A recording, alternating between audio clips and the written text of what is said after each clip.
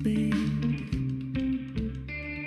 like a poor boy at a country club, like a trumpet out of tune, like a humpback in the Mojave, like a flag out on the moon, decorated on the outside, but empty at my core.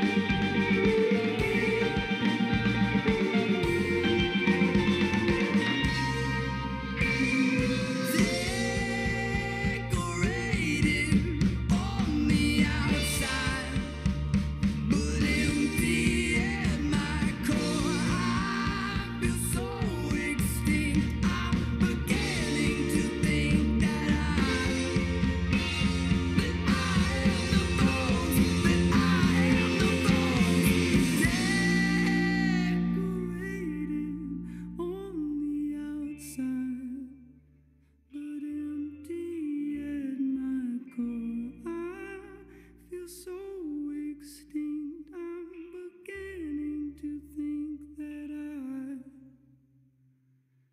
am a dinosaur.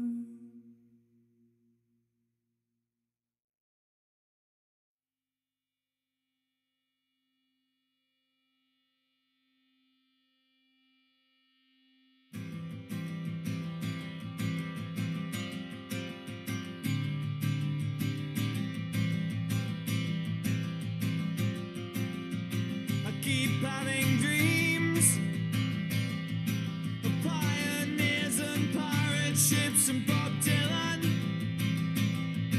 of people wrapped up tight in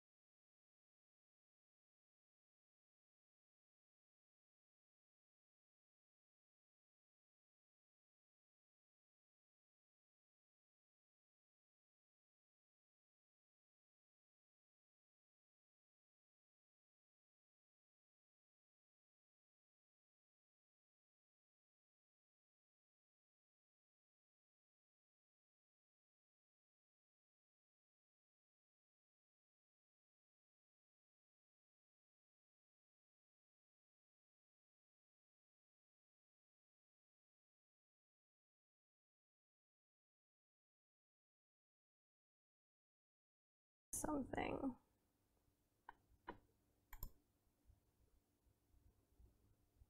Ah, okay.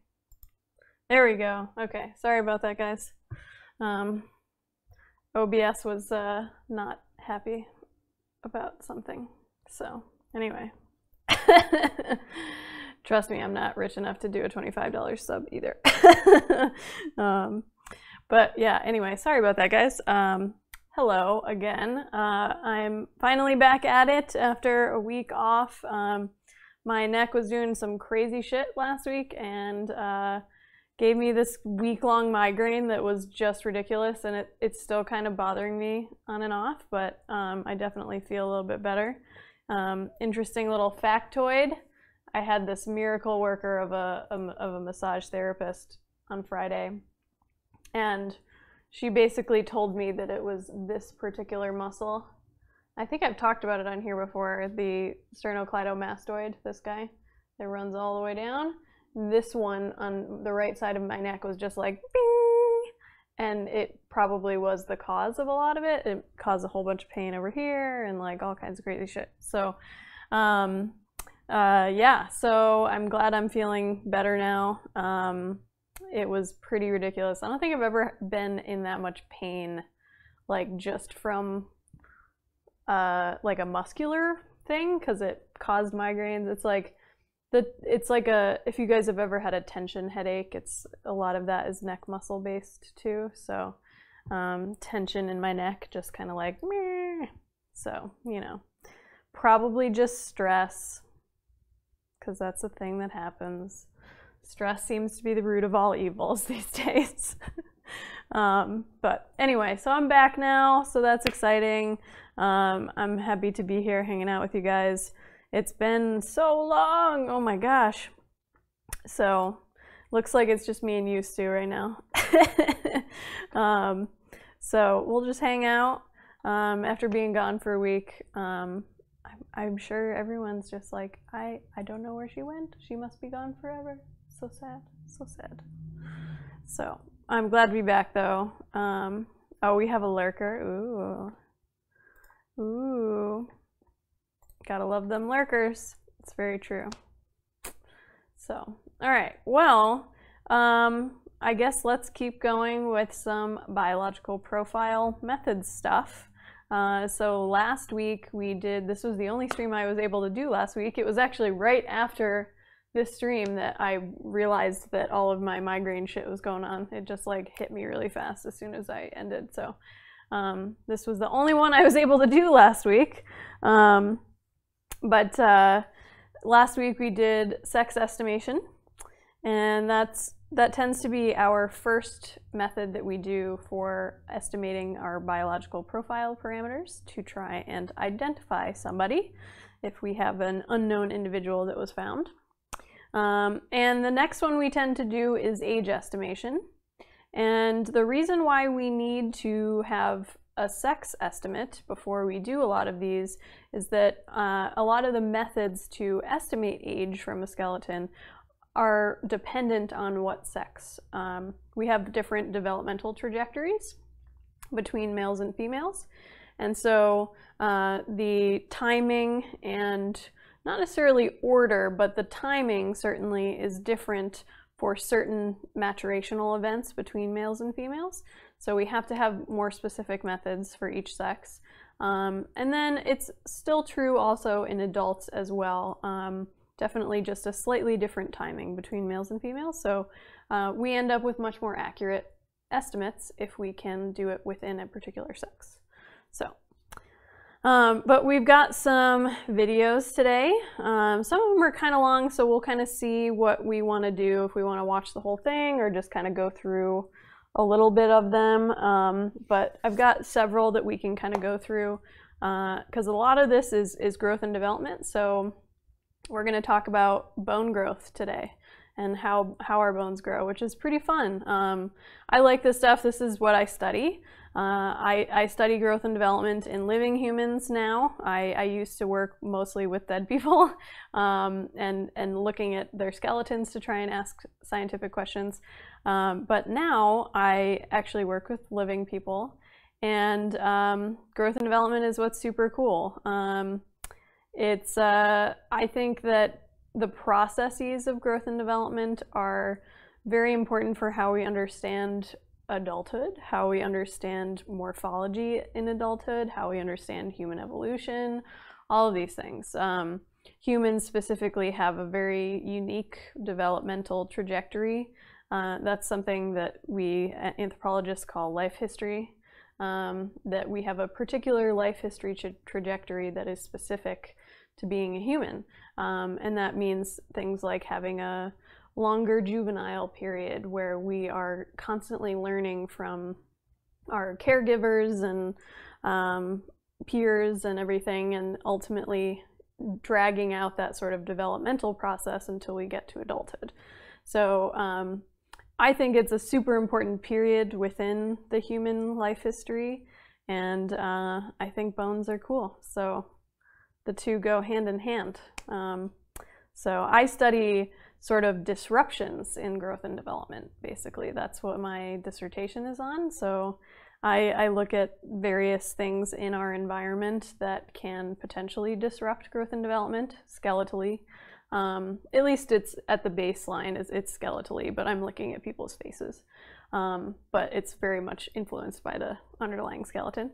So yeah, I look for various things that could potentially disrupt growth and development and what that actually means for someone's developmental trajectory, what that means for how their faces and skeletons look in adulthood, and then how those disruptions in growth and development might actually also predict health later on in life.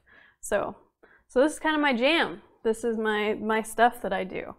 And I used to do a whole lot of aging, like age estimation stuff on the forensic side of things as well. So this is my jam. All right. Well, let's go ahead and get started, and then I'll bring in the videos as we get to the point where we might want to learn some things from them. And let me know if it's too much and we want to just kind of move on, because they're kind of long. They're pretty good videos, but they're sort of slow, which is, it's good for learning, but it's tough to kind of gauge the pacing for something like this. But yeah. All right, so age estimation. Come on, PowerPoint. Here we go. All right, so first thing about age estimation is that we have two sets of methods for juveniles versus adults. And I'll kind of go through some of that terminology that we might need to refer to. But there's a reasoning why we have two sets of methods. And that is because the way juveniles are growing and developing while they are still technically juveniles is a very particular set of things that happen. It's very predictable. We know the order in which they happen. We tend to know how long it takes at each step, general timing of when things happen, all of that. And it's very predictable and generally very accurate in the age estimation methods that you can get from them. And so when we're estimating age in a sub-adult or juvenile, so somebody who is basically less than, I mean, it varies, but generally less than 18 is what we use, but really we're looking for some sort of signal of skeletal adulthood, which is a separate thing, but we'll just say generally less than 18. Those methods are based on what we know about growth and development. Whereas with adults, we are looking at how our bodies degenerate over time. So once we've actually met skeletal adulthood, everything kind of goes downhill from there. And so what we're actually looking at is how much noise we've accumulated over our years. And you generally accumulate more noise the longer you are alive. So it's not quite as predictable in that way because everybody kind of experiences things differently throughout their lives, but for the most part, the more degeneration you have, the older you are. And so the various methods that we use are estimating that. We're looking at how much degeneration is actually present, and that can correlate to age. So first, just some stuff about growth versus development.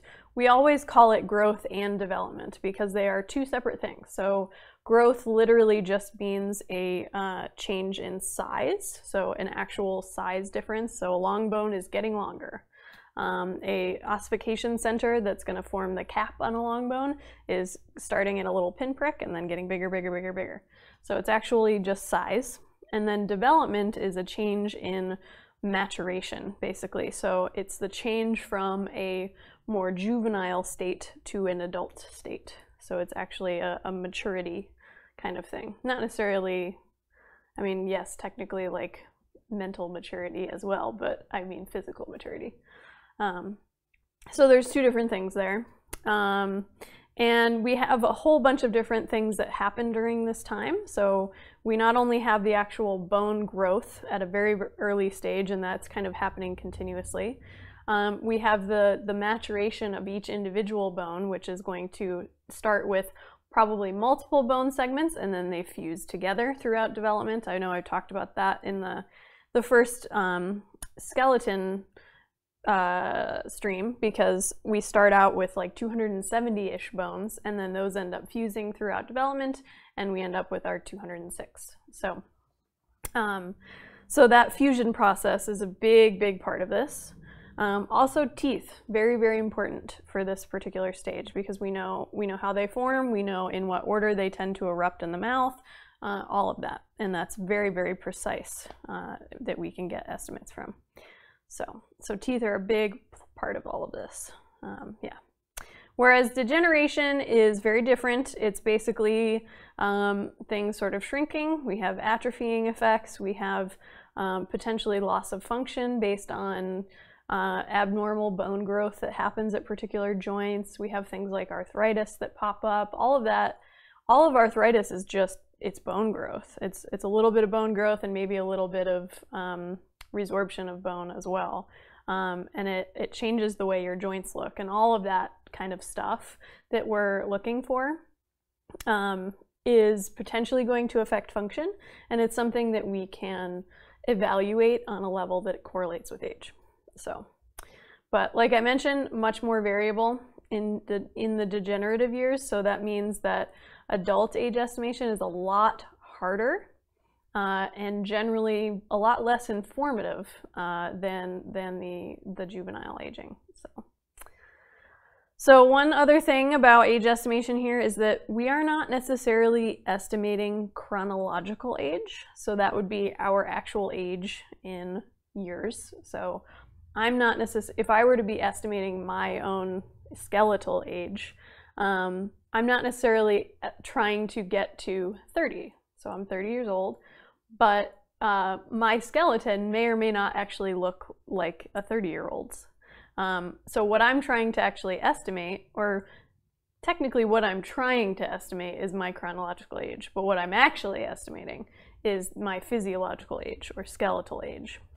So it's actually looking at what parts of your skeleton are telling you about how long it's been there, essentially.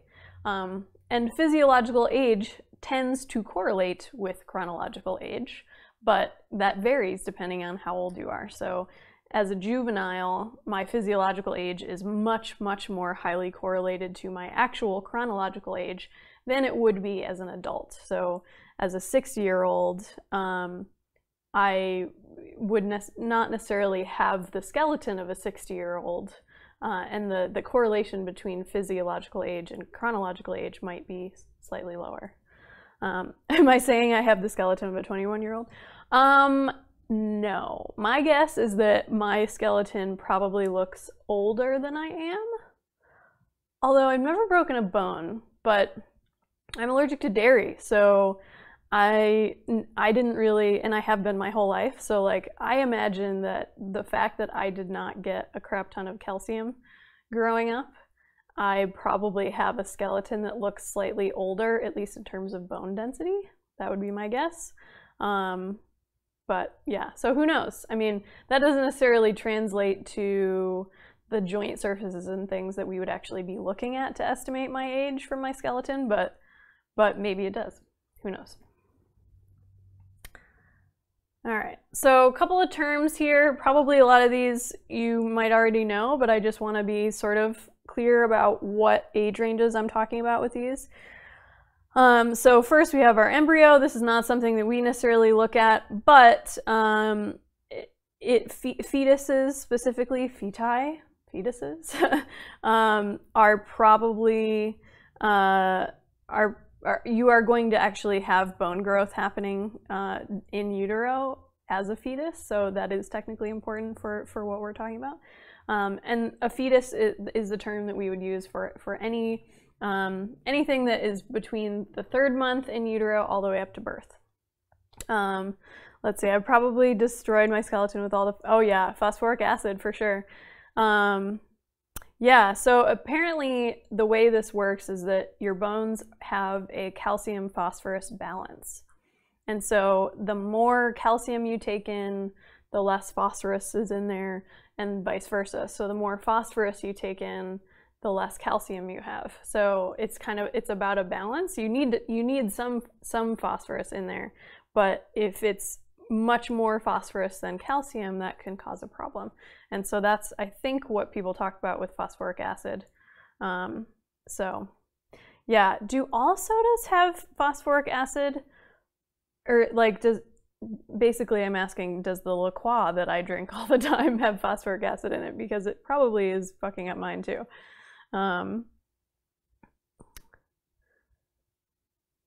Yeah, that's totally it. I definitely think that, I mean, drinking soda is not necessarily a good thing anyway, regardless of the potential skeletal implications. But yeah, I'm wondering, I think, is it always phosphoric acid?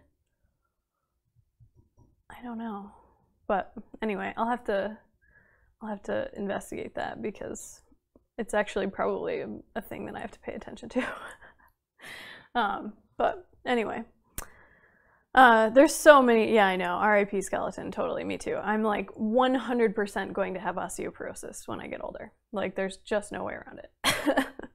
So I'm gonna need to be like the new spokesperson for Boniva or something. But yeah, so then we have infants, and that's just birth all the way up to the end of the 1st year. And then we have 2 stages of childhood. We have an early childhood, which is about up to 5, or technically the end of 5. And then from 6 all the way up to whenever puberty happens, we have late childhood. And puberty is going to be a sex-specific timing on that. In general, girls tend to hit puberty about 2 years sooner than boys. But it's for both sexes, a very, very important switch point in terms of the developmental trajectory, because we start to see the secondary sex characteristics develop here. We have different hormones that are coming in, and all of that is affecting skeletal growth as well as everything else. And so here we start to see not only sort of soft tissue sexual characteristics, but we also see that in the bones as well. So before puberty, our bones are pretty much the same between sexes. There's a couple of really minute differences that people have tried to make juvenile sexing methods with, but they're not very good. And they're like barely more than chance that you could just guess. So most of the time sexing is just not done on juveniles unless they are post-puberty. So we start to see some of these differences. So a lot of the like pelvic changes that we see in adult males and females, we start to see those come into play here during puberty. So then from puberty, this is changing over time too. This is another concept that is super important in anthropology is a secular trend. And right now, and for a while, we've had a secular trend of puberty getting earlier and earlier and earlier, especially for girls. We have menarche, which is the term we use for the very first menstrual cycle. That's becoming earlier and earlier, and it's happening in many, many different countries across the world, and they have this same sort of trajectory where the slope is going down. And so secular trend really just means something that changes over time in a particular direction. And so we've had this for a while. So I believe the average in the US now might be somewhere between 10 and 12, which is, I think, a lot earlier than previously. And it's getting even younger. I've even heard of some girls getting it at like 9, which is just, that's crazy to think that at 9 that you'd have to deal with that. But yeah, so, and then about 2 years later is generally when boys hit it. So depending on when that hits, all the way up into skeletal adulthood, we would call adolescence.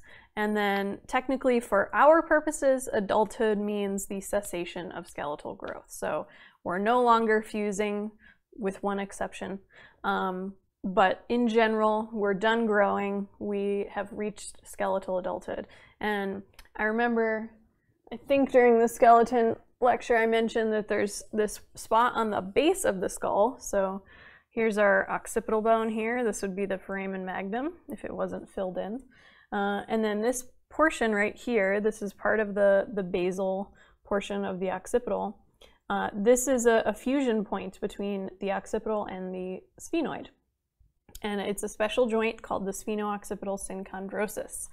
And that tends to be our signature mark for the attainment of skeletal adulthood, when that fuses. And that tends to happen between 16 and 19, I would say, depending on sex. So it might be earlier than 18, but I think generally we tend to just use 18 because most people have hit skeletal adulthood by that time. It's slightly later in boys, but generally around that time is when that happens. And so for our purposes, we just split aging methods between juveniles and adults for this distinction between growth and development-based methods and degeneration-based methods. All right, so juvenile age estimation. Let's see here.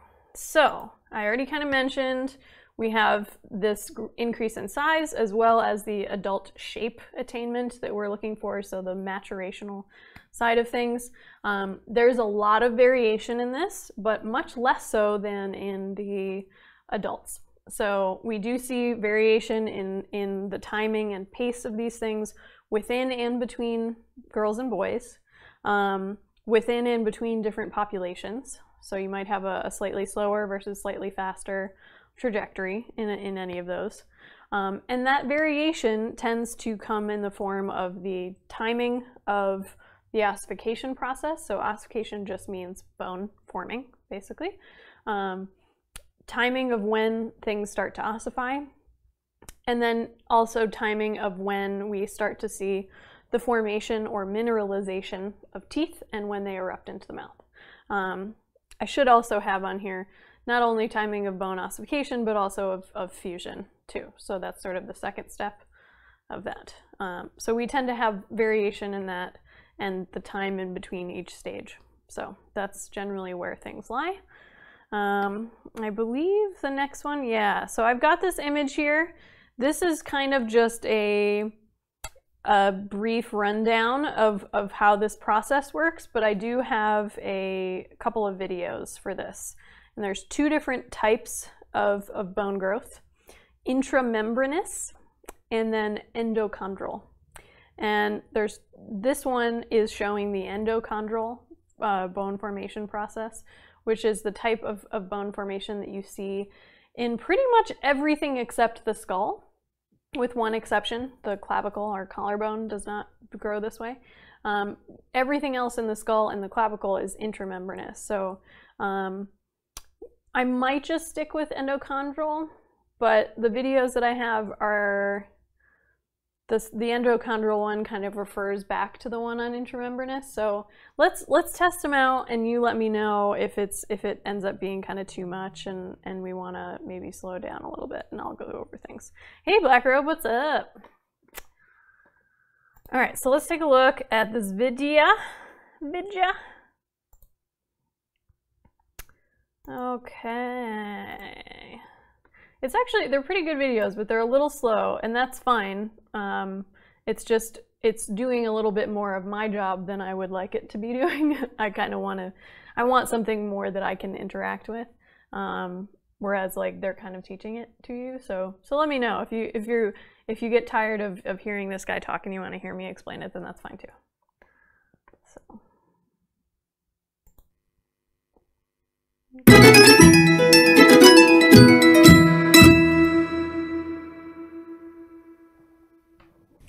Hi guys, today we are going to talk about the processes involved in bone formation.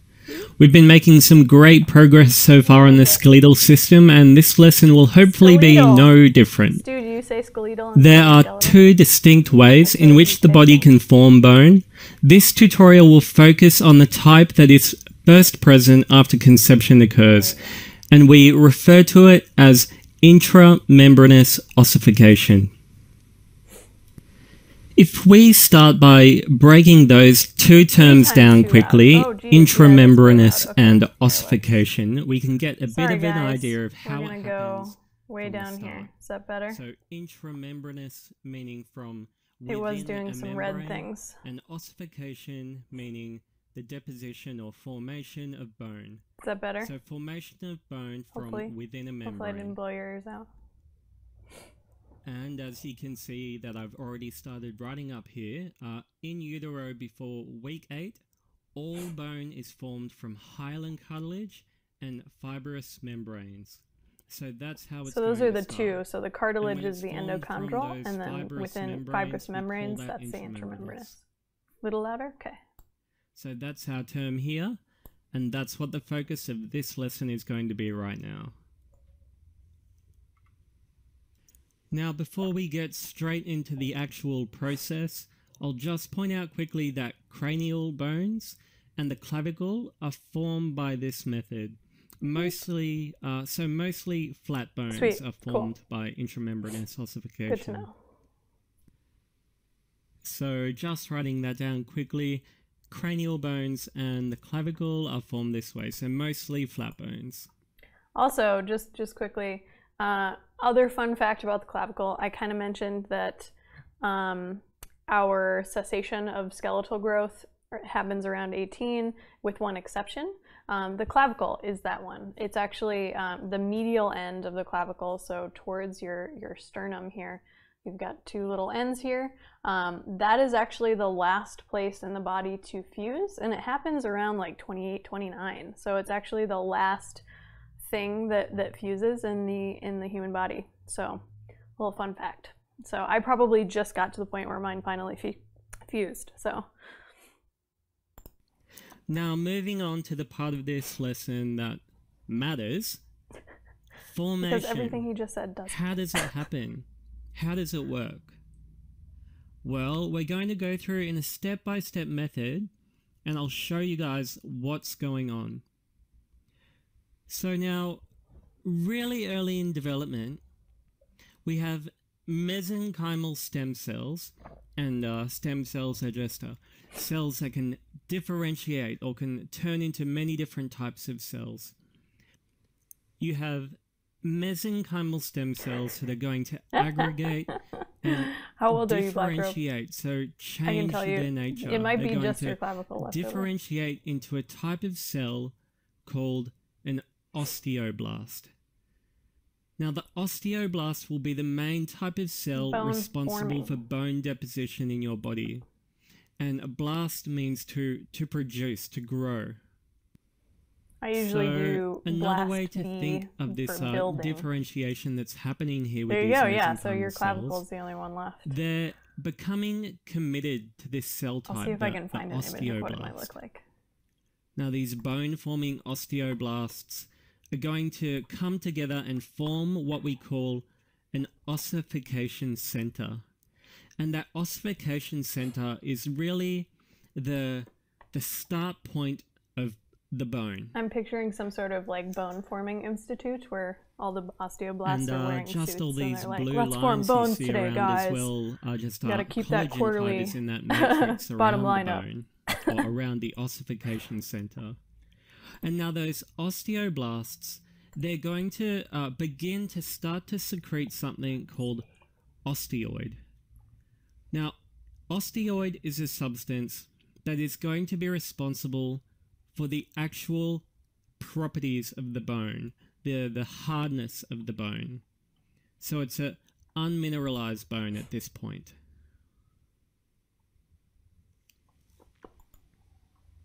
So just drawing that up on here as well, just all these little purple dots that I'm drawing are the osteoid that is being secreted into this area. Now if we move on to the second step of our intramembranous ossification, we can see that the peripheral mesenchymal cells are still transforming into the osteoblasts. So that... All right, hang on a second.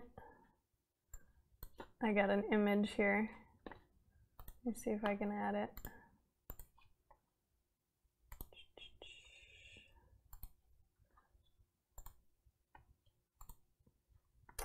One second.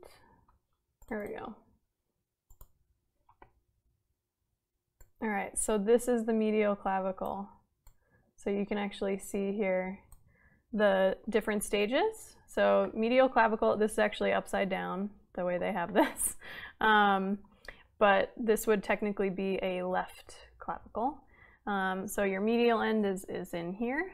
And then when it's completely unfused, so this would be probably, you know, teens, that kind of thing. You have this just sort of open, undulating surface, and that tends to be what our long bone ends look like when they haven't fused yet. It's just sort of this little surface. It almost looks like it's waiting for something to kind of fit into it and fuse to it. I actually probably have, let me see what I can find. Whoops, just kicked my camera. Let me see what I can find of the juvenile bone. I definitely, ooh, here's a good one. This is an example.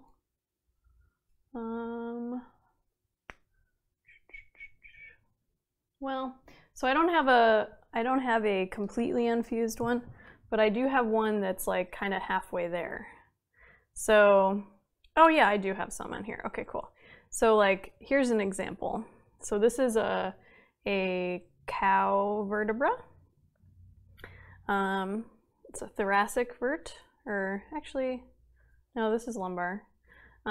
So here's an example of this. You can see this surface here. It's just kind of like pitty and undulating. That's an unfused bone surface. It's just sort of waiting for something to kind of stick onto it and fuse. And then here's an example of what it looks like kind of in the process. So this is part of the head of the vertebra. And you can kind of see there's this line here. It just looks like a cap has just sort of stuck right on top of it. And you would bet that if I could take this cap off, it is partially fused, so I can't, then it would have this sort of undulating surface underneath, but this cap has already started to fuse onto it, and it still has the sort of line right here. You can see it's not totally fused. And that's exactly what would be happening on the medial clavicle too. So it would kind of start out like this.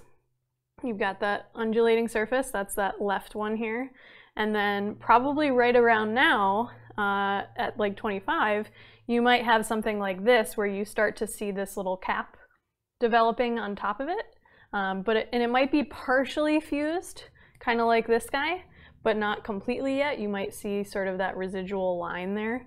And then when it completely fuses around like 28, 29, it looks like this. And it just looks like you just see this cap there and it's just completely fused. So that's generally the process there. And it just happens a lot later for the clavicle than anything else. So that's pretty cool. Anyway, sorry about that little interlude there. Let's keep on going. Okay. They are continuing to differentiate. Now I'll draw that up on here as well, just so we're getting a really good idea of what's going on. So those mesenchymal cells are still differentiating. They're still transforming into osteoblasts and becoming committed to that cell line. They're committed. Now, they're all in.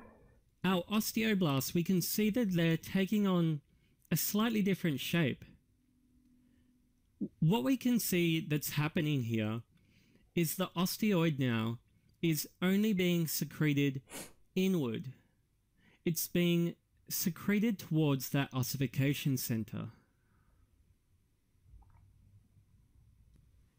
And as that secretion continues inward, we can see that some of those osteoblasts are becoming trapped. So we've got osteoid going towards the ossification center, and the osteoblasts are becoming trapped within that space. They're trapped. The osteoblasts that remain trapped in that central space in there, they differentiate further to become an osteocyte. The osteocytes are going to be matured bone cells that are just responsible for maintaining that matrix that's going to be forming around the bone. And once they become an osteocyte, they stay that way? So we've written up here that they become trapped, and it will cause that differentiation to the osteocyte. What's going to happen now is that osteoid that is in this space here that's been continually secreted by all those osteoblasts, after a couple of days, it's going to calcify and harden. Now, when it calcifies and hardens, that makes our bone. That's bone. And I'll just draw, well, I'll fill that in quickly here as well to show you guys that it's now hardened. Ooh, it's Moving on to the next step that we're going to see. That was such actually, I'll quickly say as well that this is the hardened bone matrix, just so there can be no mistakes. So we've got the hardened bone matrix, and what happens next? Well, we can see that we're getting quite a change happening now. I need one of these I've pads. changed this color of the like bone here. I didn't think grey was actually. an appropriate color for the bone, so I've moved more to a bone color. Pretty nice. The osteoblasts that we have, they're going to continue depositing that osteoid, but it's going to start to assemble in quite a random manner. And the reason it's going to assemble quite randomly like this and form this trabecular structure is because it's doing it around the embryonic blood vessels that are forming there as well.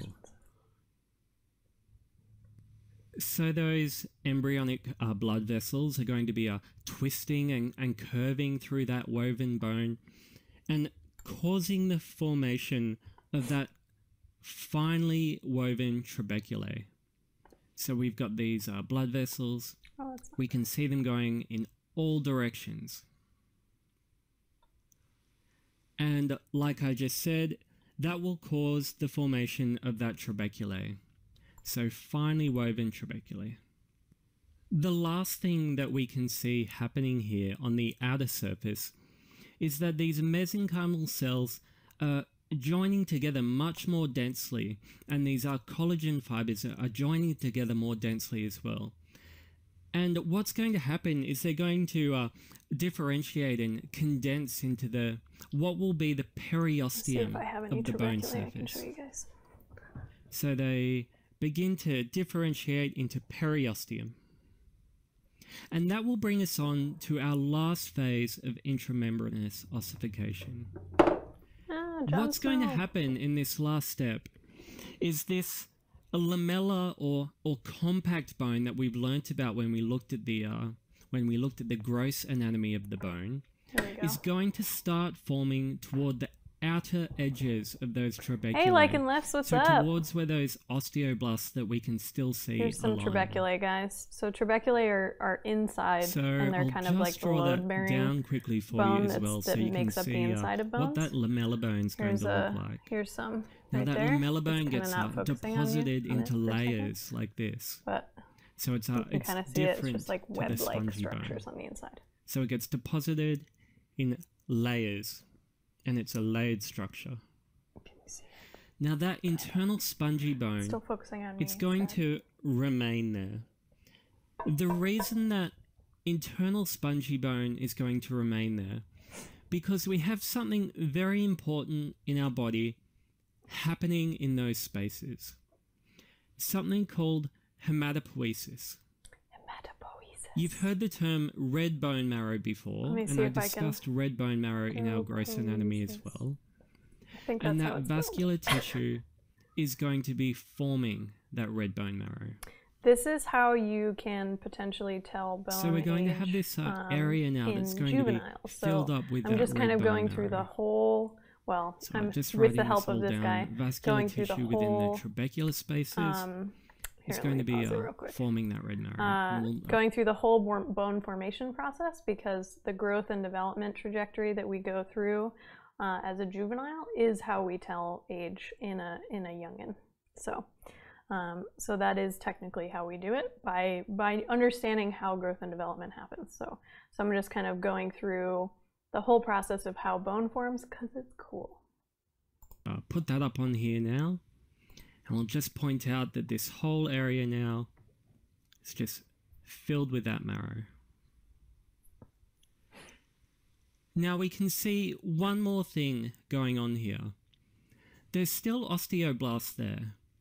But if that bone is completely formed, why do we need the osteoblast to remain there? Good question. That question can be answered by the fact that at different stages in our life, we have different stresses that are going to be placed upon the bone. So repeated impact or repeated stress is going to cause the deposition or remodeling of the bone to become stronger, or we can take away the nutrients and use them elsewhere when we don't need it there. So we can see those osteoblasts are just waiting on that surface to remodel the shape of that bone when needed. With fractures. So we have learnt all the steps involved in this intramembranous ossification, but we're going to have to conclude and just bring it back all together so we really remember it. We know that the bone is going to form from a membrane or cartilage.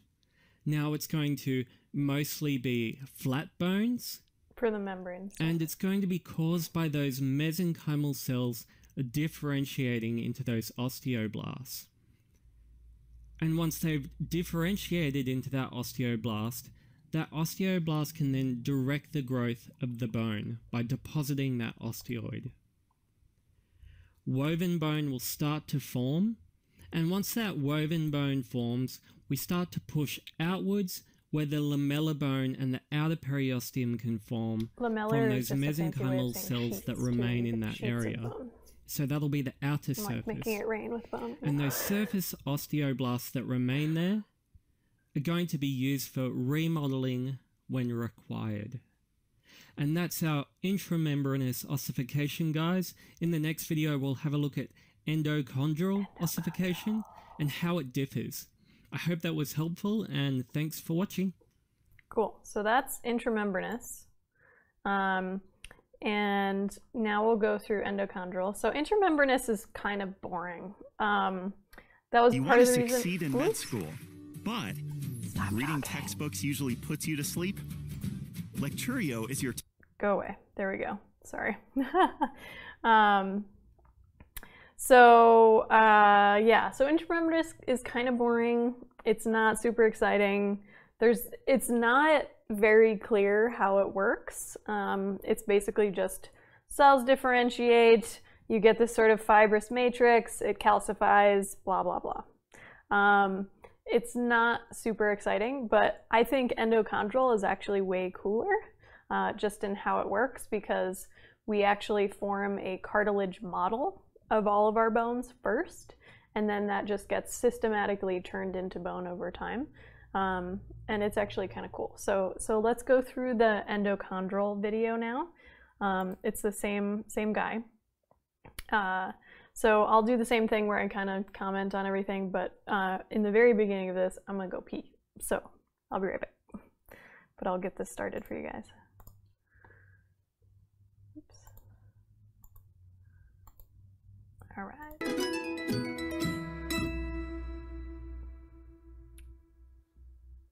Cool. Hi guys, in this lesson we are going to examine bone development again, and specifically endochondral ossification. This method is going to be used for the vast majority of bones in your body. And with the clavicle as an exception, it will be used for all bones below your skull. So all bones below the skull.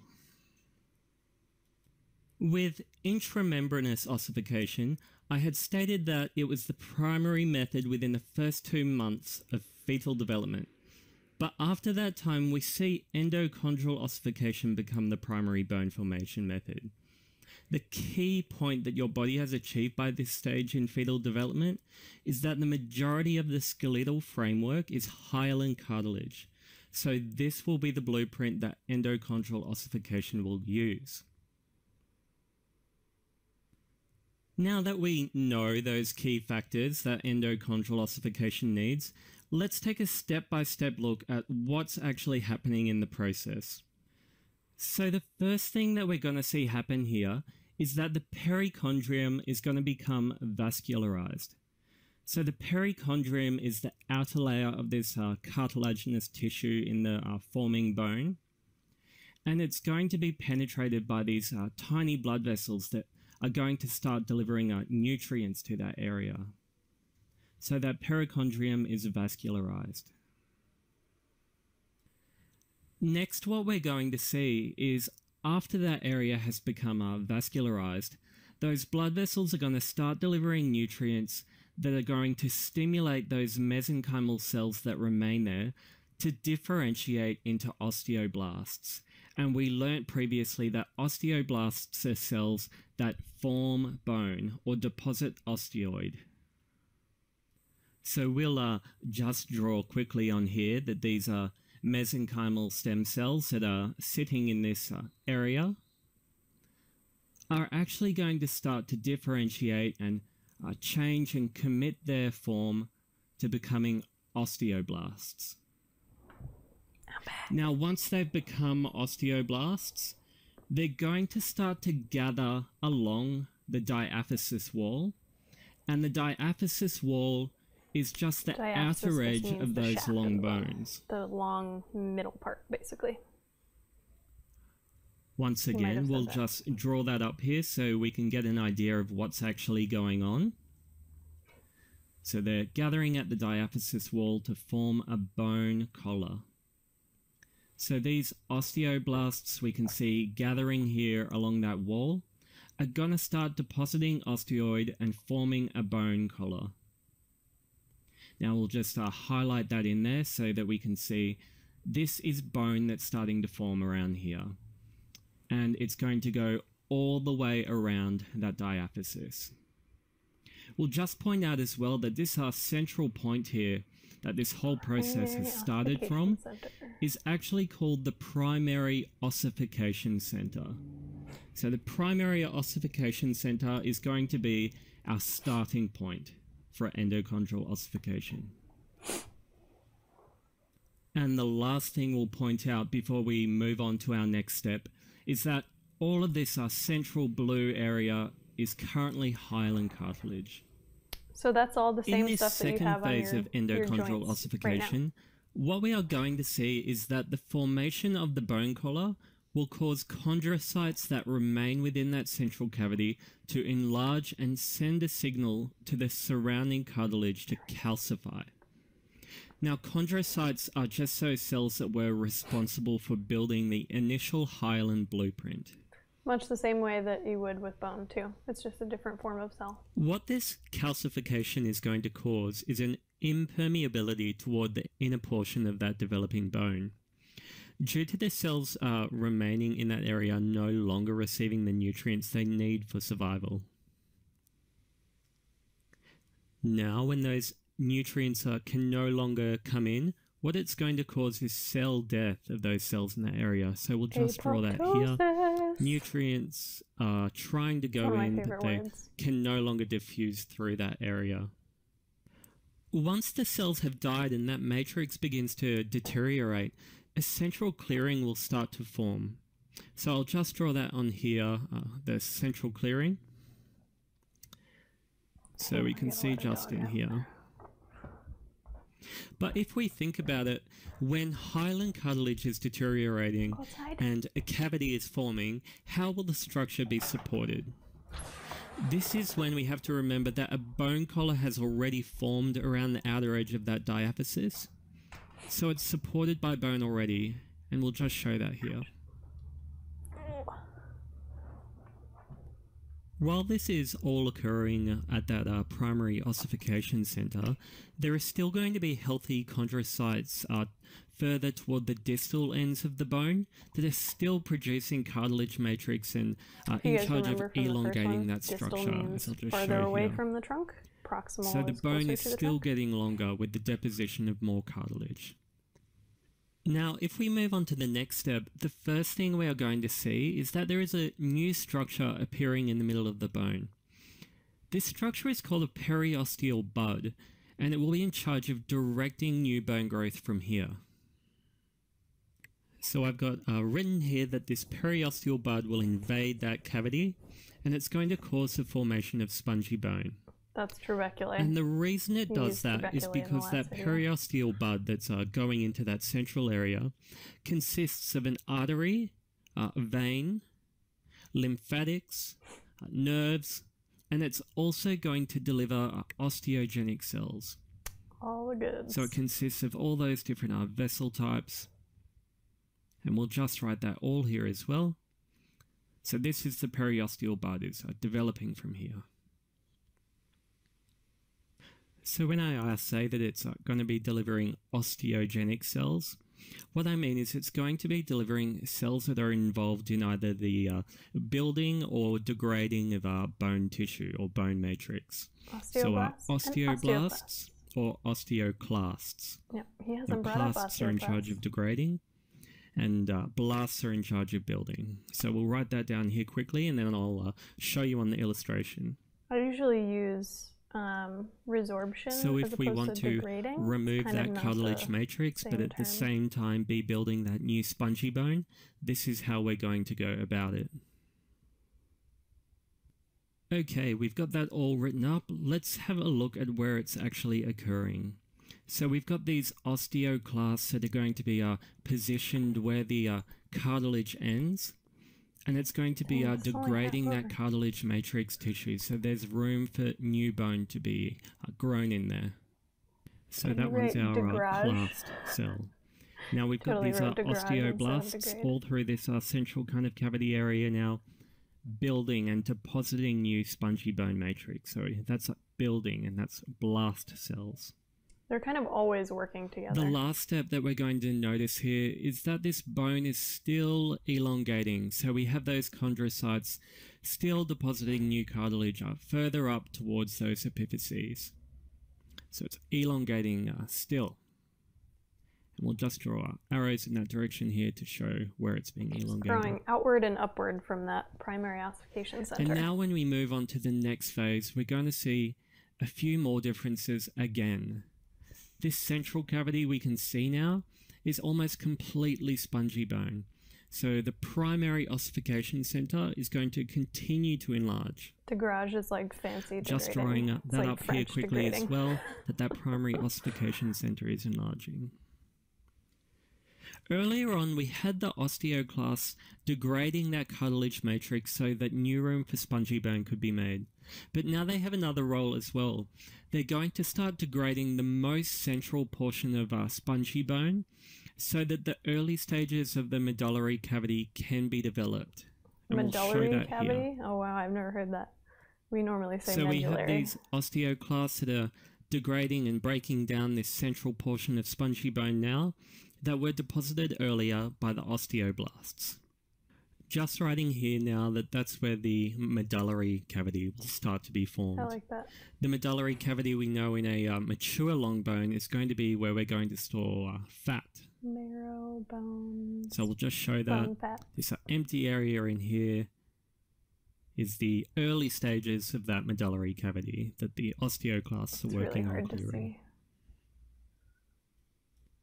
Now that the bone is almost at its full length within the initial ossification period, chondrocytes will only deposit new cartilage within the developing epiphyses, which are just the ends of the bone. Those are our secondary ossification centers. So we can see on here that cartilage is only being deposited up within this area now in the epiphyses. Now that the cartilage is only forming up in those epiphyses, we're going to have those osteoblasts now depositing bone at the beginning of those epiphyseal surfaces, so the start of the epiphyseal plates. Just drawing that now, we've got a bony deposition here at those epiphyses. And we'll have that at both ends. That's your growth The plate. last thing you're going to see up the top here is that I've drawn in a secondary ossification center, and it's going to appear at either one or both ends of the epiphyses of the developing bone. Now, it's not going to start ossifying that area quite yet. That doesn't usually occur until after birth, so that's going to remain as cartilage until after birth. What's So crazy we've is made that it all to of our this is last happening step in utero of the first, endochondral and ossification then the maturation now. happens after birth. It's And really I'll crazy. just write down quickly again that those epiphyses, secondary ossification centers, were only going to appear after birth. So they'll remain hyaline cartilage until then. It'll be a while before that Just actually earlier as happens well, too. I also depending on the said site. that secondary ossification center will appear at either one or both ends of the epiphyses. Now, it's good to point out that usually in the longer or larger bones, there will be two secondary ossification centers. We are never actually named the bone that we're seeing develop here, but for the sake of pretending it's a larger bone that's going to have two of those secondary ossification centers, we'll write down that it's going to be the humerus. I was going to say humerus. So we'll say this is the humerus, the long bone of the upper arm, and if it was, it would have two of those secondary ossification centers. So one at the top and one here at the If bottom. we had a femur, So it would just have to much more of clarify them. with the different types of bone that we have in the body, There's 5. short bones are more secondary likely to ossification have only one center. And your irregular shaped bones like the vertebrae and the pelvic bones, they may have several. No, 4. 4 in the femur. So if we were examining 3 the proximal, bone 1 development after birth now, we would only see cartilage remaining on the surfaces of the bone and at the epiphyseal plates. So within those ossification centers, you are going to get a spongy bone within those epiphyses now, where we're going to store that red marrow. So we can see we have the articular cartilage on the surface of the bone that is going to protect and lubricate our joints to aid in movement. Articular cartilage, we'll just write that here. And we can also see that we've got the cartilage within the epiphyses, so around here. So the top and bottom epiphyses. And they're going to play an important role in growth that we will discuss That's in that another growth video. plate. Now this is all the steps of endochondral ossification, guys. Once again, I hope it was helpful, and thanks for watching. Cool. Alright, let's get rid of that before it keeps going. Okay, cool. So that's that second video. That kind of only goes up to a certain point in endochondral ossification. This image kind of shows it completing, basically, and I've got another one afterwards too. So where he kind of left off is basically this stage where we have our primary ossification center having grown outward and upward all the way to the point where it's kind of starting to meet with any secondary ossification centers that have formed. We have the formation of that medullary cavity that has innervation, it has blood flow, all of that. And then we have our secondary ossification centers that are formed separately. And the cartilage that lies between them, which is shown in this image, that is going to be the only site where continued growth happens, and that's why it's called the growth plate. So once you have that full diaphysis formed, and then the secondary ossification centers separately, all of that cartilage in between is where all of the growth is happening. And essentially, the osteoblasts are going to come in and layer by layer on either side, so the secondary ossification center, the epiphysis side, and the shaft side, it's going to have layer by layer of bone growth happening until those two edges meet, essentially. So you can kind of see this little line of cartilage here.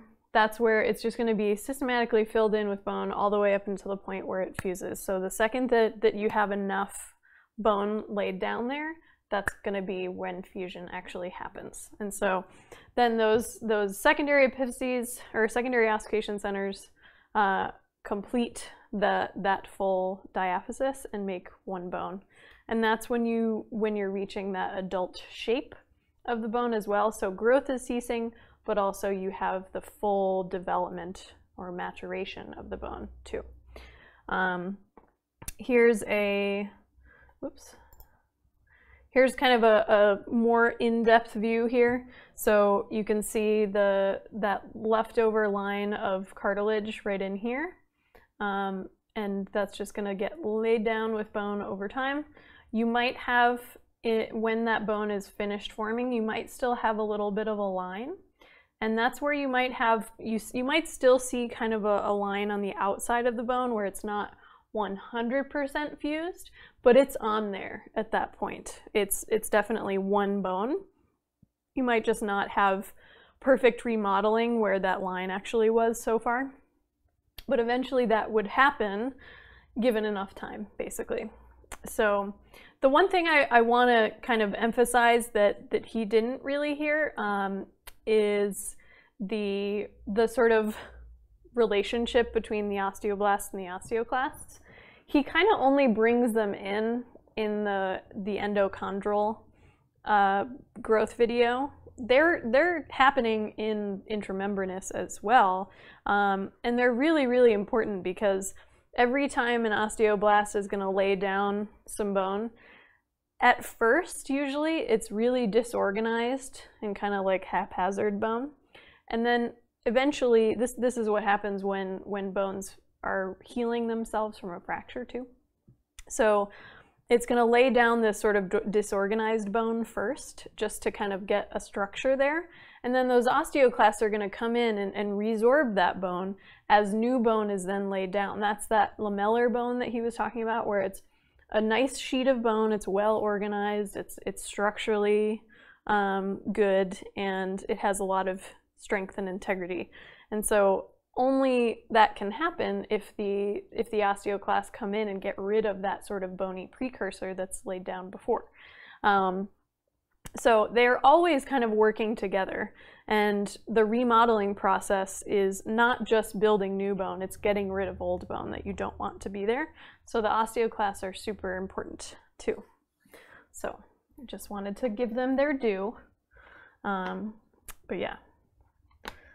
All right, so let's keep on going here. So let's actually, what do we think? So those were kind of long videos.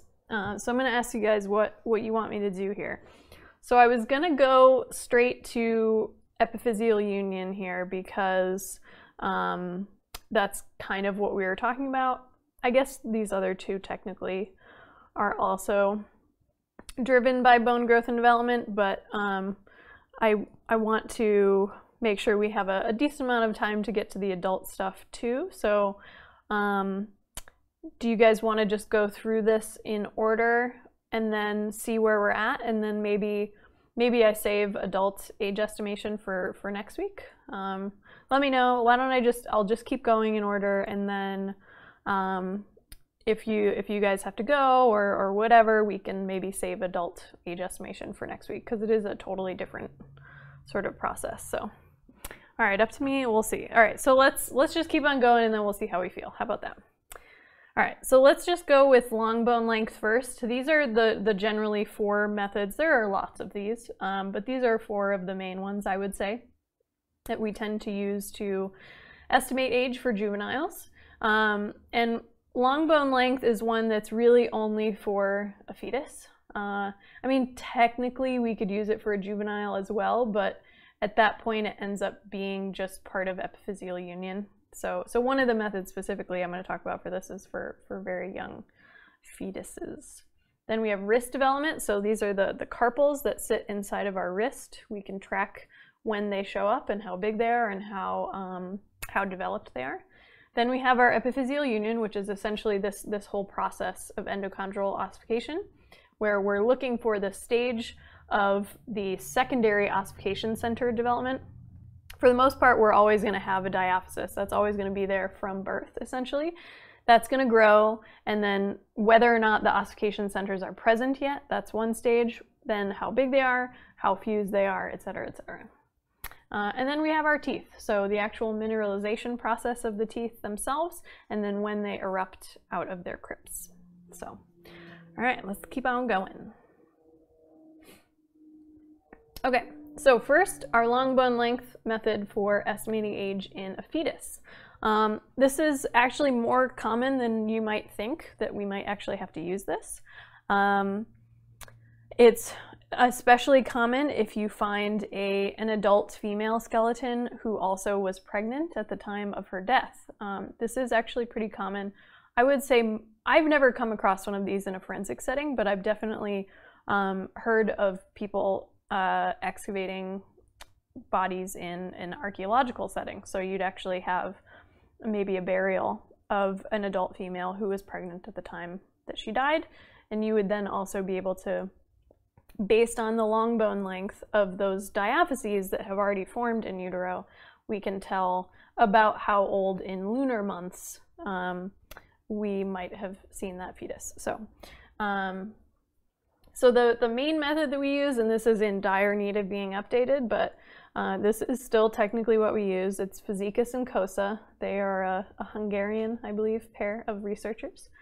And this is from 1978, so it's pretty old. And it's based on modern samples at the time. So in 1978, they were modern, but that was almost 40 years ago. And yeah, oh my God, I can't believe that's almost 40 years ago.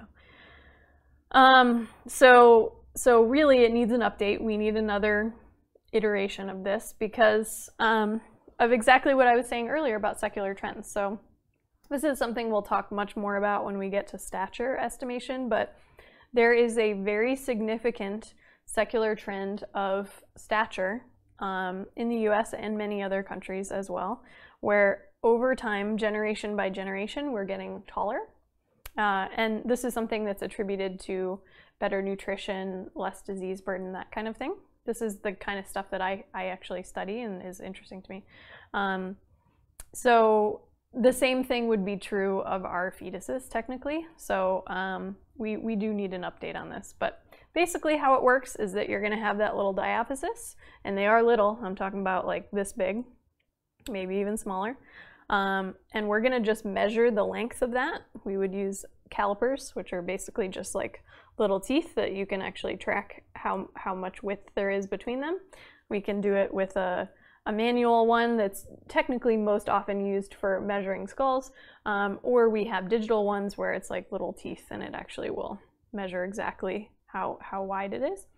So we'd measure that diaphysis, and then based on that measurement, we would plug it into a formula that was created by these guys, and then we end up with an estimate of how long the actual whole body of the fetus would have been. And then we match that body length to an estimate of age in lunar months. So essentially what's happening here is we have two correlations that we're looking at statistically. So a correlation, if you guys have never taken any statistics, a correlation just explains the relationship between one variable and another variable. So as variable 1 changes, how does variable 2 change? And so we have two different ones that are going on here to create this method. So first is we have how does that long bone length relate to the full body length of the fetus? So how do those actually correlate? And then once we have the full body length estimate, how does that full body length then correlate to the age of the fetus. So we've got two different ones that are sort of involved in this method. And so this is kind of an example of how we would calculate a fetal body length. So whatever, and this is different for each different bone too. So if you say you measure the length of a humerus, you could even do breadth or width measurements. So that would be this direction of the bone as opposed to this direction. We plug in our length in, they say centimeters, but in reality it's probably going to be millimeters because they're pretty small. We're going to multiply it by a constant and then add another constant, basically. These are all figured out from looking at reference samples where we know the age of the fetus and the fetal body length. And this is basically the correlation equation that we're creating here. So this is based on those correlations. So we'd plug it in, we get our fetal body length estimate, and then based on that fetal body length, we have a full fetal body length in millimeters here. And then we have widths too, that's a separate method. And then that correlates to the number of lunar months or weeks in utero. So all the way up to 40 weeks, which would be a full-term pregnancy. So anywhere in between. So if we ended up measuring our humerus, say, we plug it into this first equation, we say we get a full fetal body length of, say, 40 centimeters, or 40 millimeters, sorry. So 4 centimeters, that's really small. So it's 40 millimeters here, so we might think that this correlates to a lunar month age of 24 lunar weeks, I guess, 24 weeks. So it's a little bit more than halfway. So this would be almost halfway through the pregnancy. If it's slightly less, say it's like 39, it's somewhere in between these. So at 22 weeks, we might see a humerus length of 35.7. So if it was like 38, it's like somewhere in between these. So maybe we might think it's about 25 weeks as opposed to 24 or 26. So somewhere in there. So that's pretty simple. We're basically just plugging and chugging. And then we get an estimate of how old they are. So, but that's for very, very, very young fetuses, not even really after birth. You could still technically, I believe there's a follow-up to this that gets you probably the first year estimate, but at that point we've got teeth and we can use teeth instead, and those tend to be even better. So. All right, so then we have wrist development, and I'm not even really going to go into this too much. I just think it's kind of cool that we can look at radiographs of people and see whether or not we have any bones, because when you're first born, you have nothing. So this X-ray is an example of that. We've got our radius here, our ulna here, and then these are our metacarpals in the palm of our hand. And there's nothing. You can see there's absolutely nothing present in terms of an ossification center for each of our 8 carpals. And you can kind of track when they show up, in what order, and then based on whether or not once it's there, it's growing, but then it's also maturing in terms of its shape. And so there are actually some pretty cool methods, one of which, one of my, yeah, we do not have fully developed bones, that's for damn sure. It takes a long time. Also, Life is Yours, what's up? I think maybe you weren't here yet, but earlier we learned that the clavicle, our collarbone, is our last bone to form, and it doesn't end in terms of fusion until about 28 or 29. So it takes a long time, especially for that one. So yeah, so one of my colleagues, she's my kind of counterpart in my cohort in my PhD program, is looking at the degree of sphericity of wrist bones for developmental purposes and aging purposes. It's actually really cool because basically you can mathematically describe how spherical something is. And in terms of carpals, the deviation from being spherical corresponds to the development of that sort of weird adult shape of that carpel. So the farther from sphericity, technically, you get, the more mature that carpel is. So she's actually doing this kind of, creating a new method to estimate, perhaps with greater precision, how old somebody is with this. And you can kind of see, so I'll show you some examples. So this is sort of an intermediate stage of wrist development here. So you can see, so we normally have 8 of these, and there's 2 rows of 4, basically. And I think I mentioned at one point in the skeleton stream, the acronym that we use to remember the names of these is some lovers try positions that they can't handle. So it's kind of funny, but so we've got a few of these that are kind of in early stages of growth here. So you've got these 2 here that they just look like little tiny bone blobs, and they're very round. They're very spherical at that point. But then as they get older, so these guys are a little bit bigger, but they're still pretty spherical. And then this one is sort of intermediate. It's much bigger. It's starting to kind of elongate a little bit. It's starting to look more like its adult full shape. And then we have these guys right here that are pretty developed. You can see they're very not spherical at this point. This guy is much more like a rectangle, and this one's kind of like a triangle. And those are going to continue to develop even further into the full adult shape. And so with this new method that she would be looking at, she would have a mathematical representation of how spherical this young one is that would be very, very spherical. And then a mathematical representation of how not spherical this guy is. So like basically the farther you are from spherical, the more developed you are. And so you can, and that can happen at a very fine scale. So you could do that for each individual wrist bone and create kind of a trajectory for that mathematical representation for each bone. And then that can get you an age estimate. So that's pretty cool. I tend to really like a lot of those like high-tech kinds of methods that people can use because they can get you much greater precision in your age estimates, whereas the vast majority of methods that we use just tend to be us looking at a bone and describing it in some way. That's true of sex estimation as well. And so my whole thing when I was doing age estimation stuff was using things like laser scans and all kinds of stuff like that to sort of mathematically describe bone surface and stuff like that. So we'll get there when I get to the adult aging part. So then here's a fully developed wrist, and you can kind of see they're all fitting in together. They've all fully grown, and they're all very non-spherical. So they have now reached their final adult shape of bone. So yeah, so that's pretty cool. You're basically tracking the presence or absence of the ossification center first, and then you're tracking deviations from sphericity. So it's kind of a fancy thing, but that's still upcoming.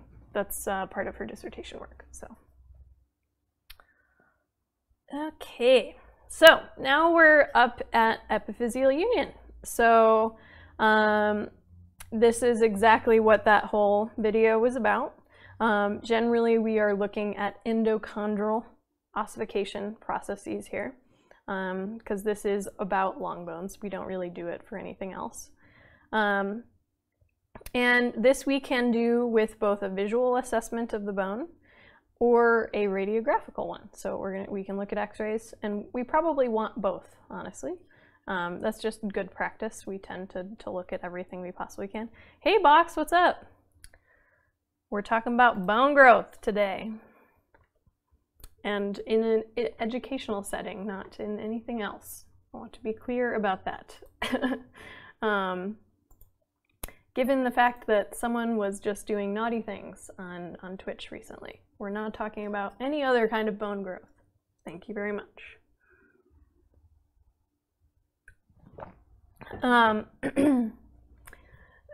So yeah, I love that bone emote. I wish I had it. We need that one.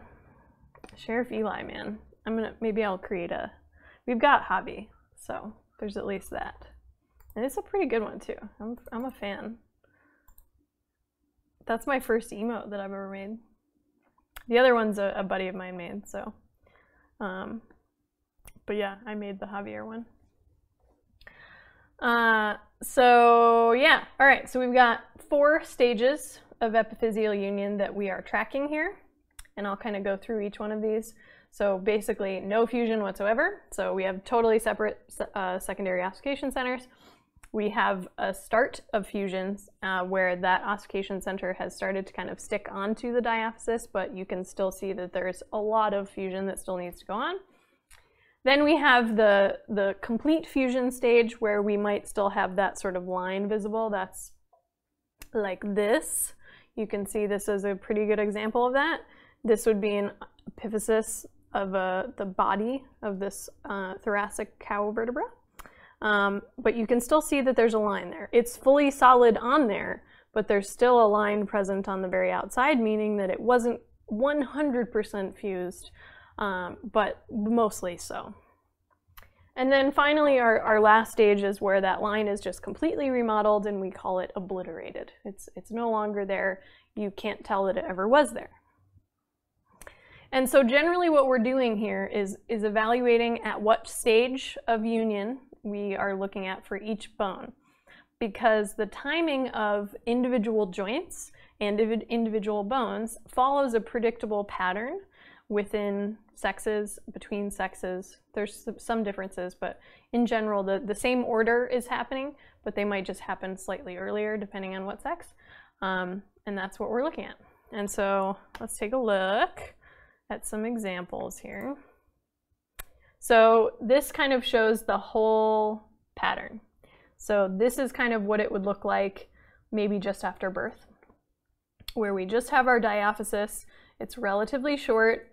We could use the fascicus and cosa kind of method here to measure that diaphysis length and then hopefully come up with an age. And you can see there's nothing attached to it. It's just this primary ossification center. The secondary ones where the epiphyses would be, not there yet. They don't exist yet.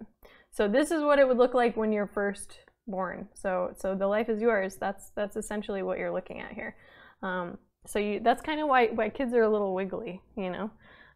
They don't have those ossification centers yet.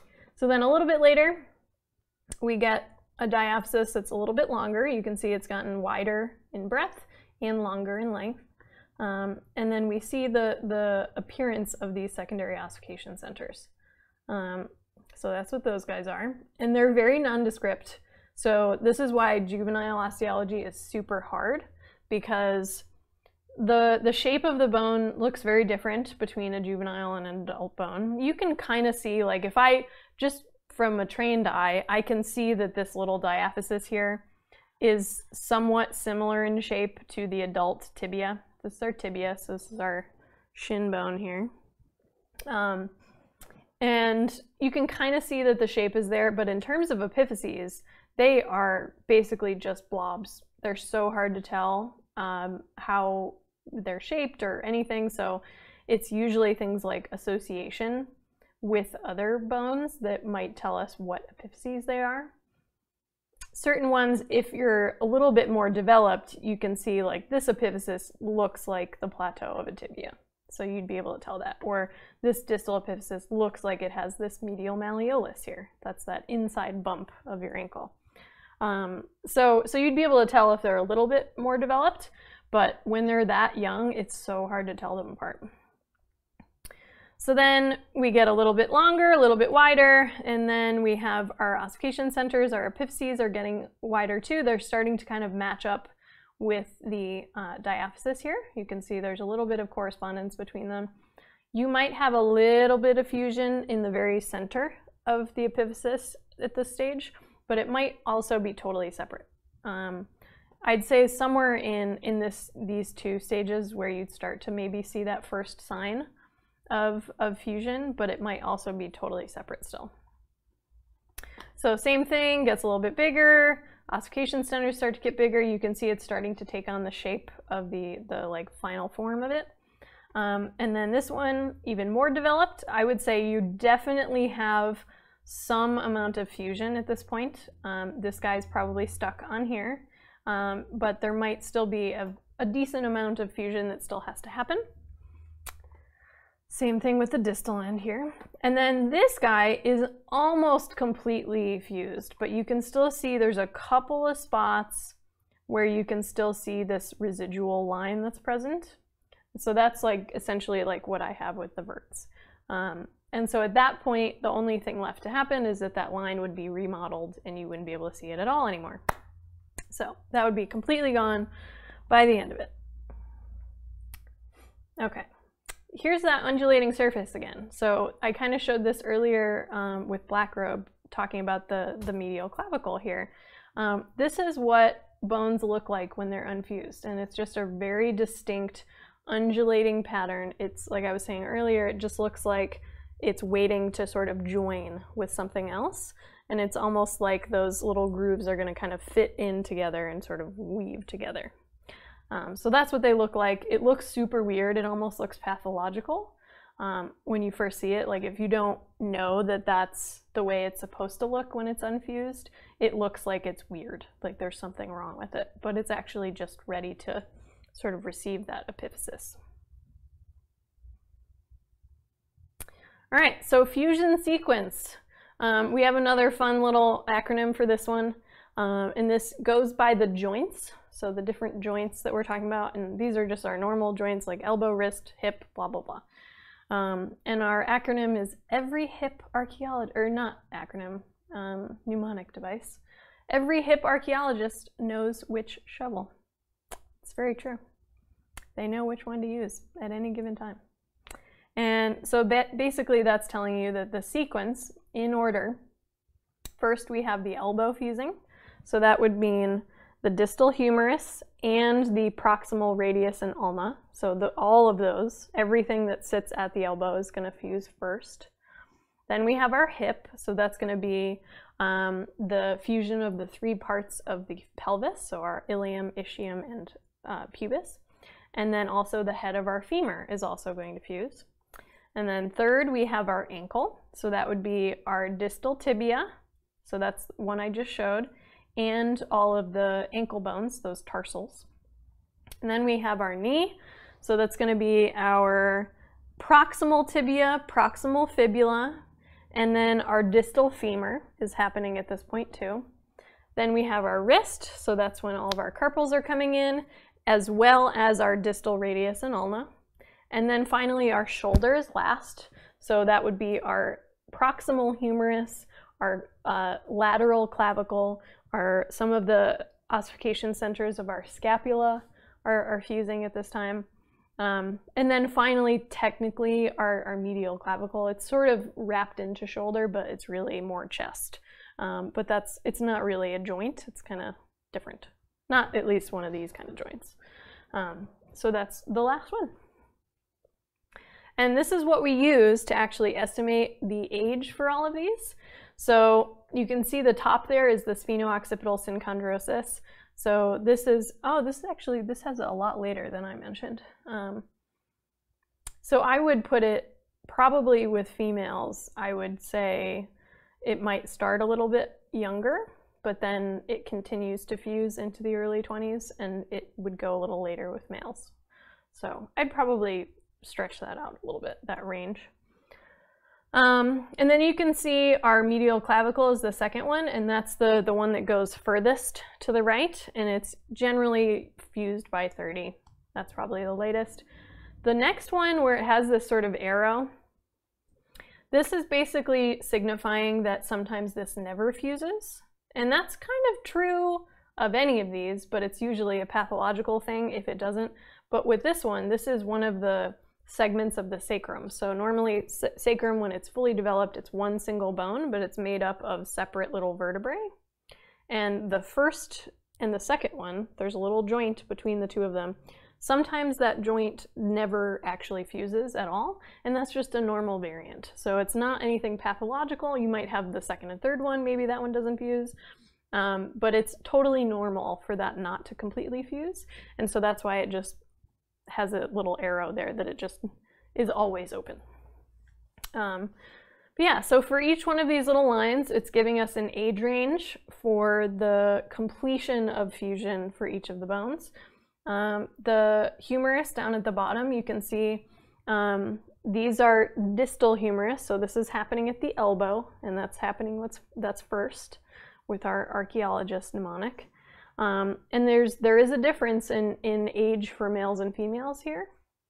So they have females happening about 2 years or year to 2 years earlier than males here. And that's just sort of consistent with the earlier beginning of maturation for females, or at least puberty. Yeah, so it goes all the way up. These are all specific areas of each individual bone, and it's associated with an age range around it. So, for example, the head of the humerus, so this is one of the last ones at the shoulder. It starts relatively early, or at least it can. So that first part of the age range is like somewhere like 14 and a half, 15. But then it's got a pretty big range of fusion, so you might see all the way up to 23. It's not completely fused. So, so that is one of the last ones, but it starts about the same time as some of these other spots. It just takes a lot longer for it to completely finish. So yeah, so we're gonna get an age range associated with each one of these.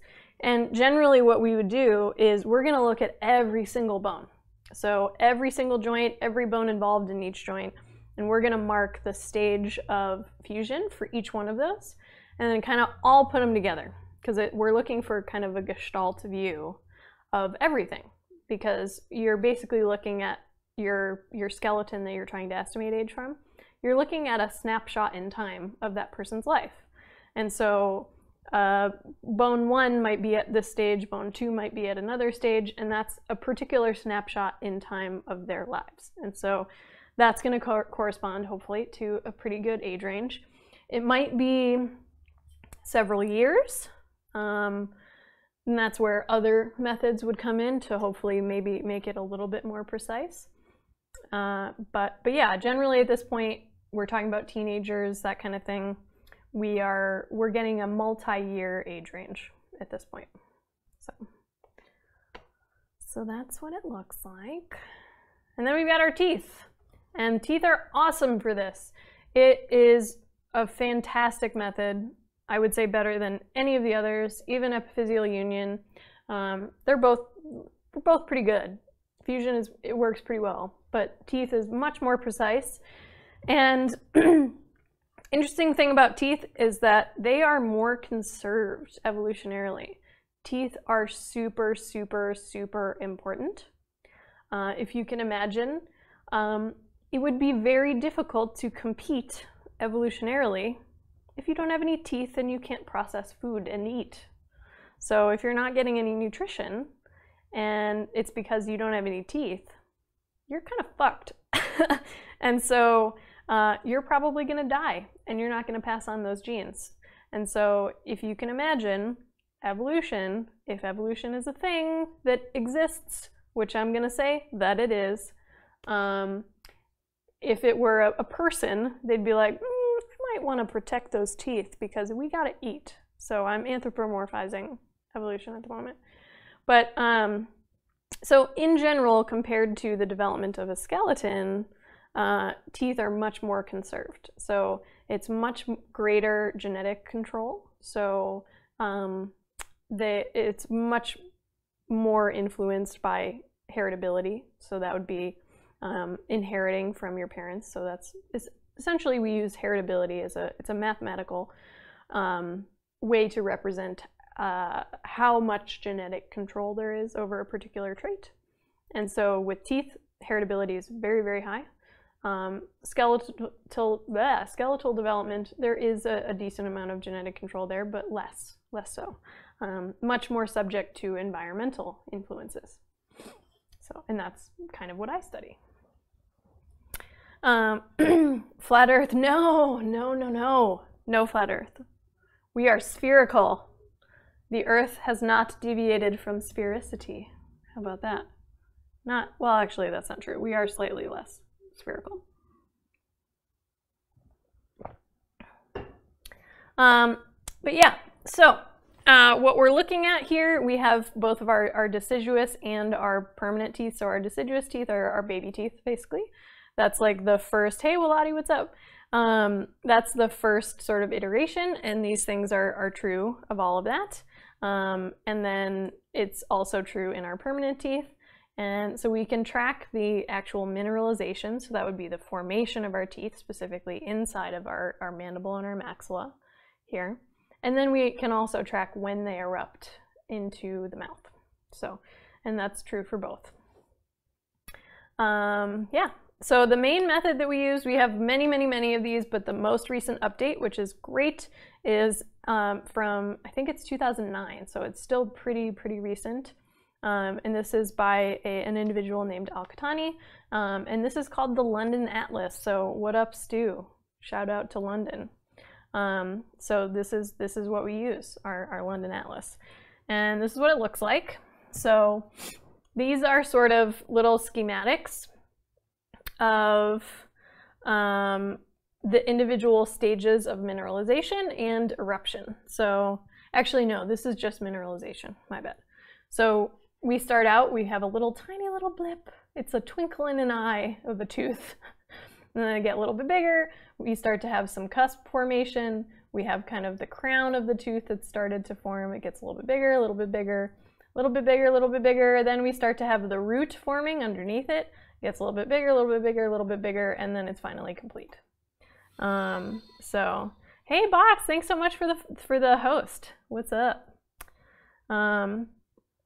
And the same thing is true for molars. So this is for our front teeth. These are things like incisors and canines in the front. And then the same sort of pattern, but it looks different, happens in the cheek teeth, so our premolars and molars.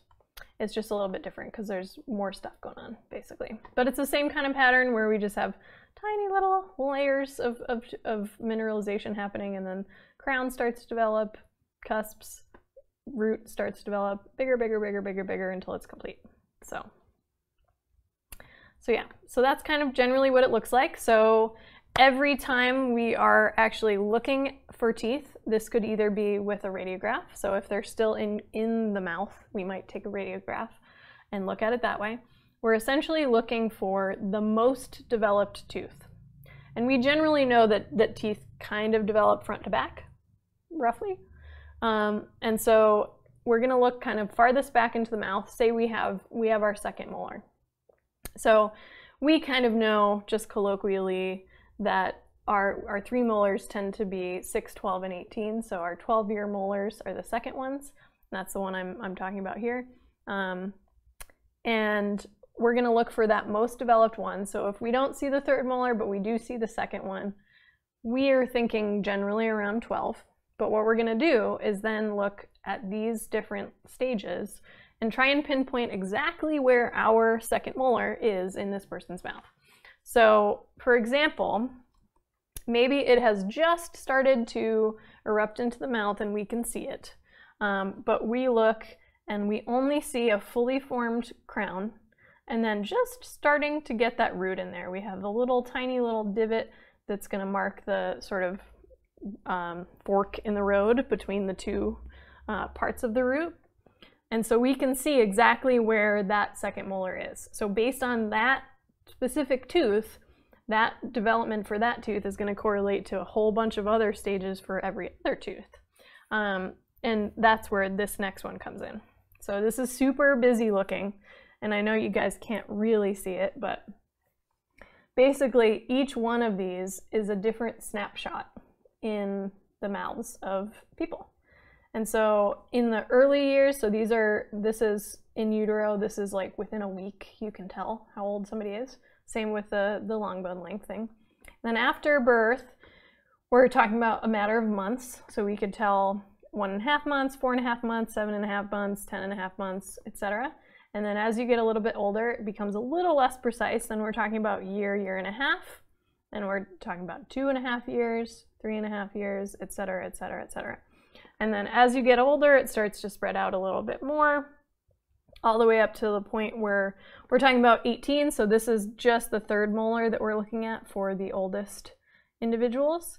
So we're just looking at those ones, so we don't need the whole mouth. But you can see for each one of these, it's providing a snapshot for each individual tooth in the mouth.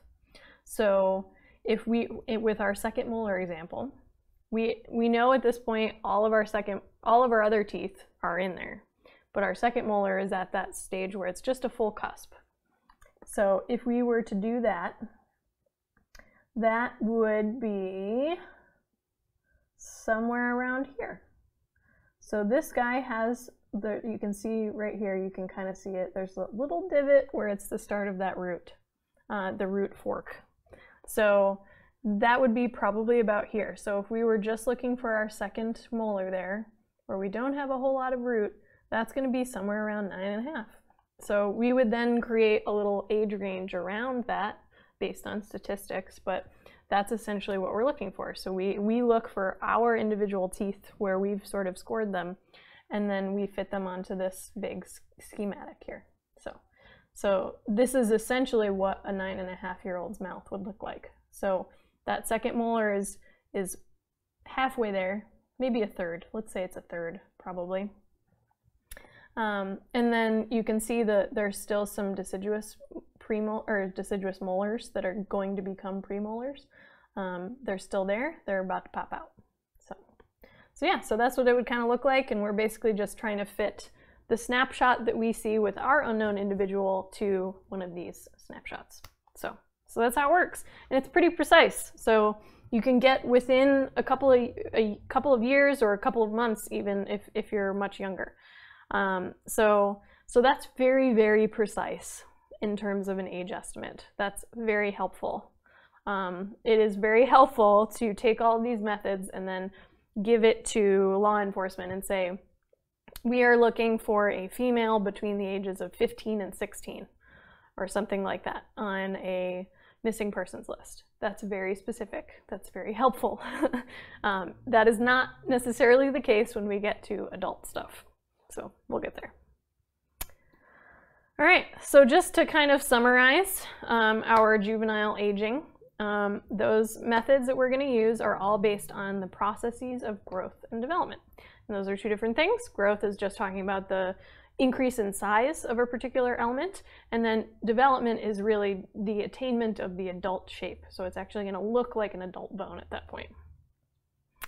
And these aging methods tend to be much more accurate if we have an idea what sex we're looking at or what population we're looking at, because we have variation in growth within sexes, between sexes, within a population, and between populations. So we generally want to have as much information as possible while we're doing this.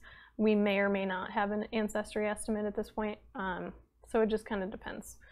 I would say sex is way more important for this than ancestry would be. So, and we will, most often we'll have an idea. Unless we're talking about a very young individual who has not gone through puberty yet. So yeah. And then the final thing that I have here is that the timing and sequence of growth and development is fairly canalized. And so basically this goes back to that genetic control versus environmental control here. This is what I mentioned earlier, so canalization is essentially, oh, the heat just turned on. Oh, I hope that didn't blow your ears out with noise. But so canalization is essentially the process of your growth trajectory. So if you can imagine sort of a branching web, as you go through life, based on what happens to you, what environmental inputs are kind of coming in, you're going to end up on a particular trajectory or canal. That's essentially what this means. And so based on your genetic baseline, so what your sort of potential phenotypes would have been, and then based on all of the environmental influences coming in, you're going to end up on a particular trajectory.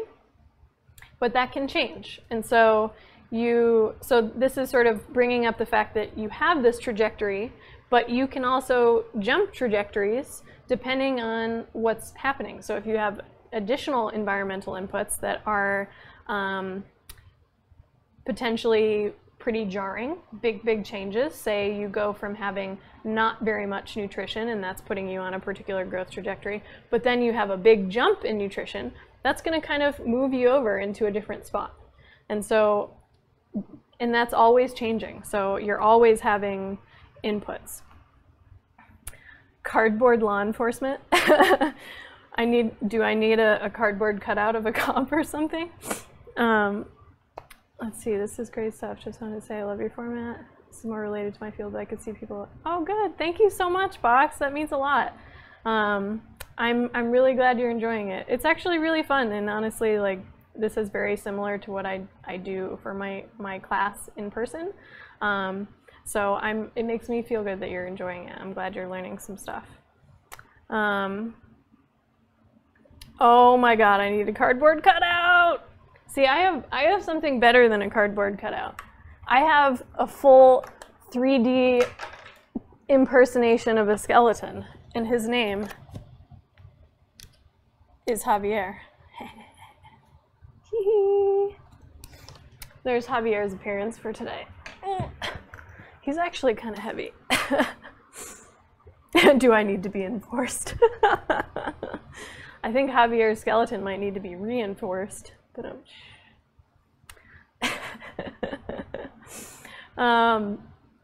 So anyway, to go back to this sort of canalization thing, we can start out on a particular growth trajectory and then potentially jump to another one based on environmental inputs. And the cool thing about this is that this is this last thing on here called catch-up growth. This is essentially what happens when you have this exact change from not enough nutrition to enough nutrition. So you might be on a particular trajectory with not that much nutrition, and you're not necessarily meeting your growth potential from your genetic baseline because you're not getting enough nutrition to actually fuel that growth. But the second that you have a boost in nutrition, you might actually have not necessarily just the same trajectory, but you might actually have a boost in trajectory where you might actually end up back where you would have been if you had had that nutrition all along. So you're essentially catching up if you have enough nutrition at some point. And if this happens early enough in your developmental period, you can actually catch up to where you would have been if you had always had that nutrition. So that's actually really, really cool. So you can kind of come back to meet where you should have been if you get that change happening. Catch-up growth, totally. It's catsup growth. Does anyone actually say catsup?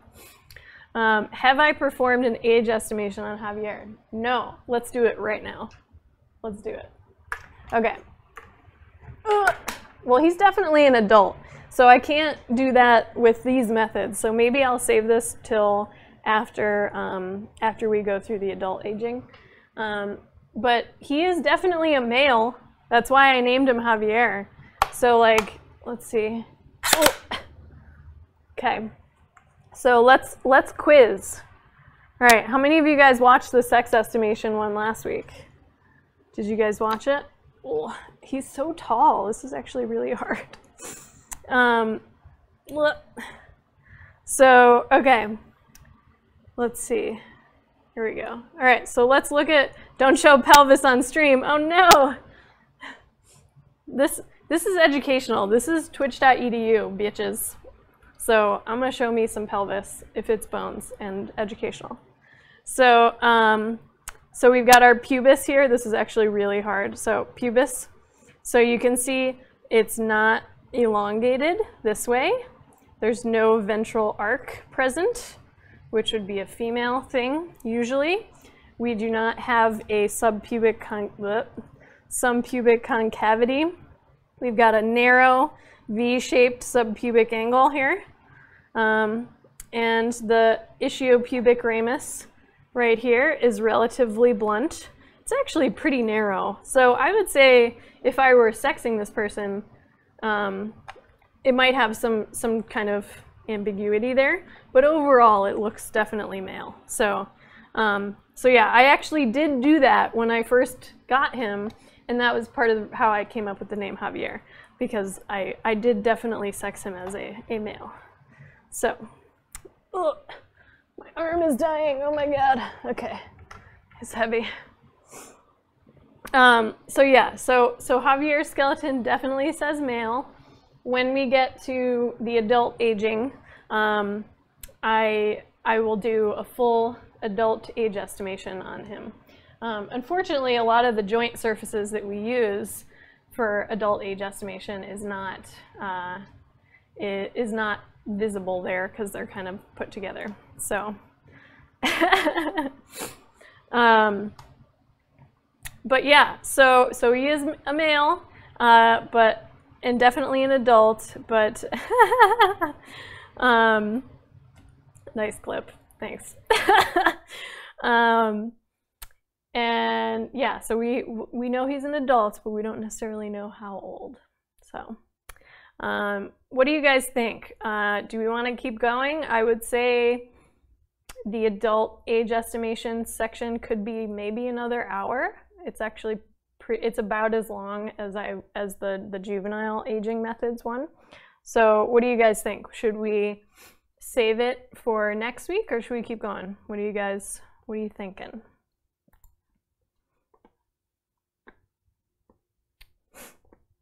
What are you thinking?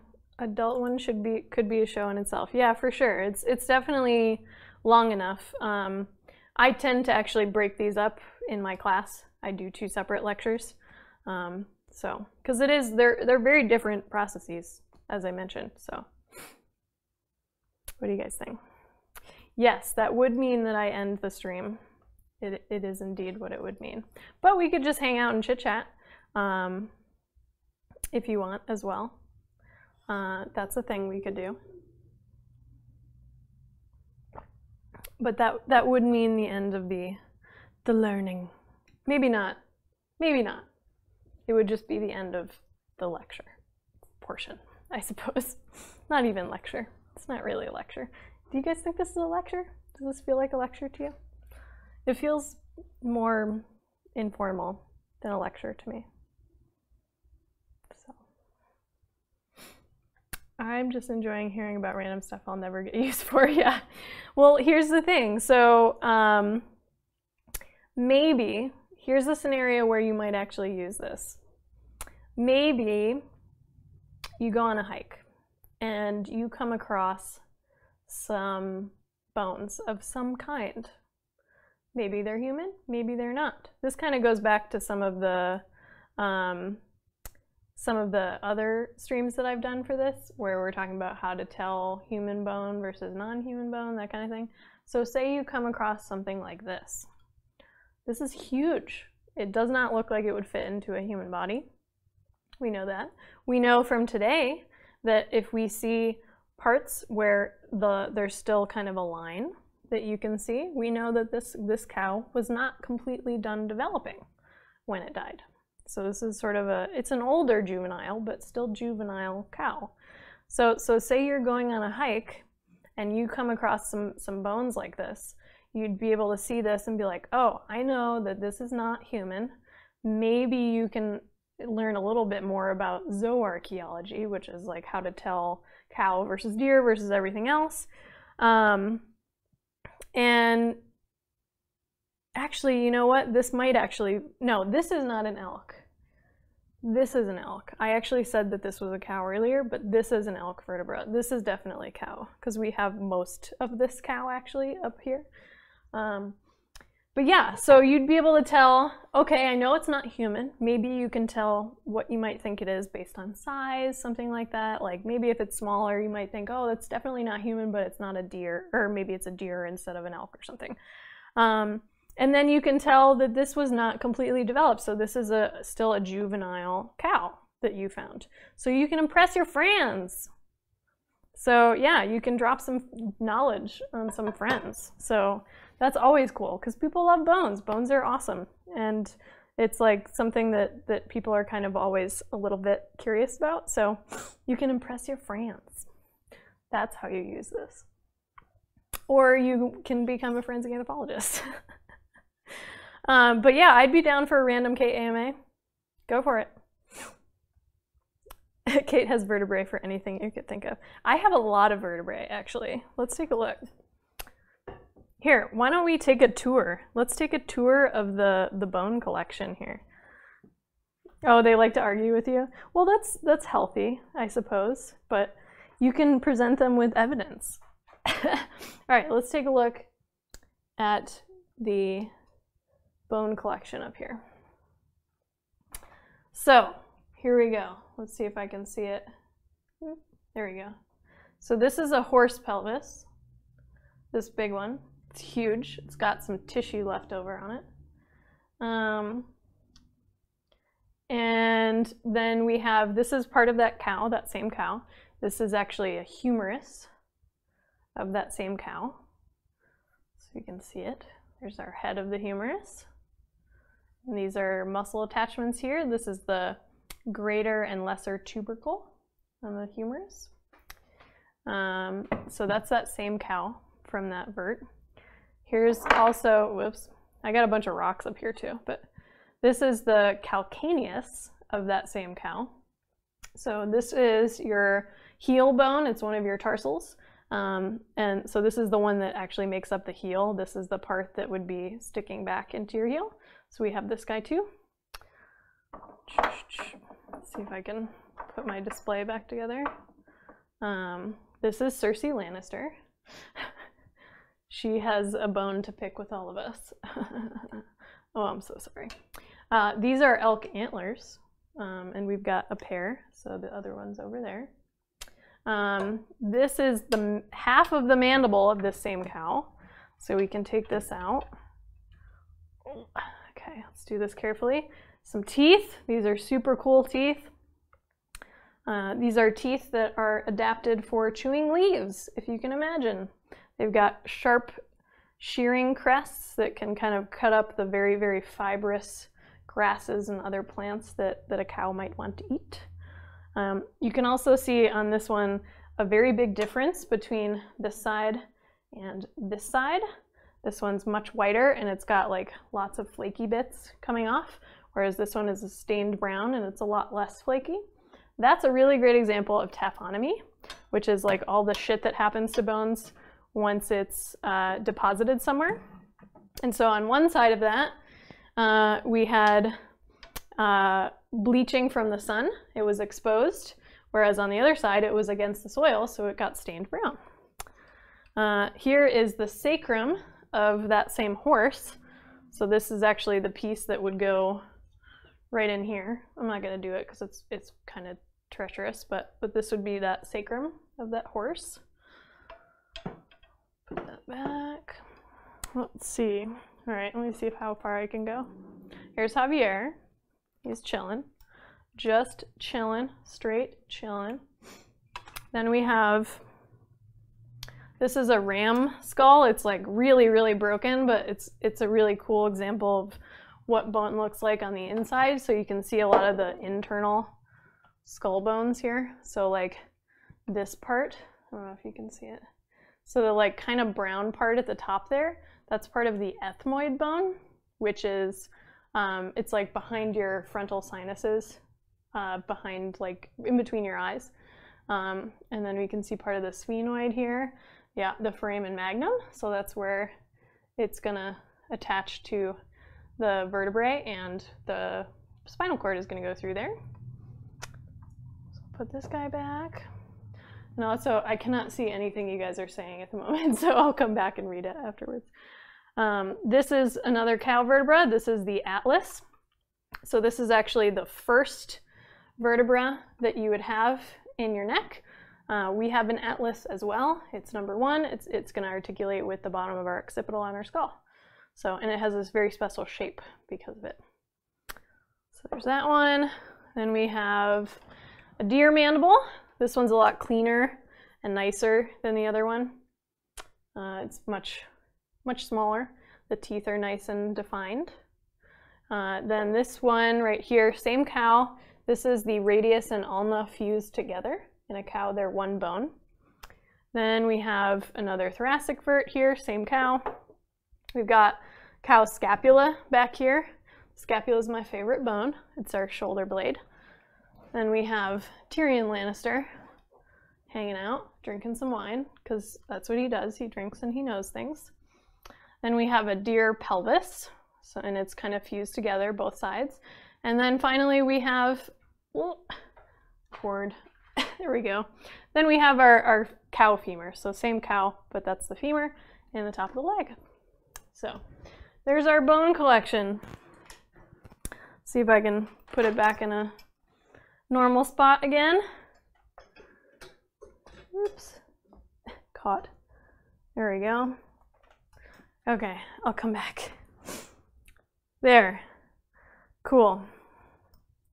So there's my bone collection. All right, let's go back. Want to see my bone collection?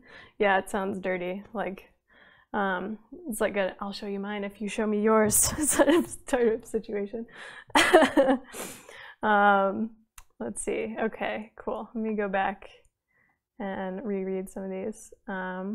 Always use bones to impress your friends. I just impressed all of you guys, obviously. Okay, let's see. Okay, imagine how much creepier this would be if it wasn't me, but some weird-looking middle-aged man with all of those bones. What if the middle-aged man was just as nerdy as I am? Would that be creepy? But also, yes, totally sexism. That's hilarious. What kind of cow? I have no idea. Also, Michael DeTorres, hey, what's up? I have no idea what kind of cow this was. This was actually a cow that Hosebeats and I found on, where was this? Northwestern New Mexico, I think. We were camping and we just were like walking the dogs around and just kind of hanging out, and we came across almost a whole cow skeleton. And I was like, I am taking this home. It's immaculate. So the nerd that I am, I grabbed a trash bag and just went and picked up as many of the really nice, complete, intact bones as I could.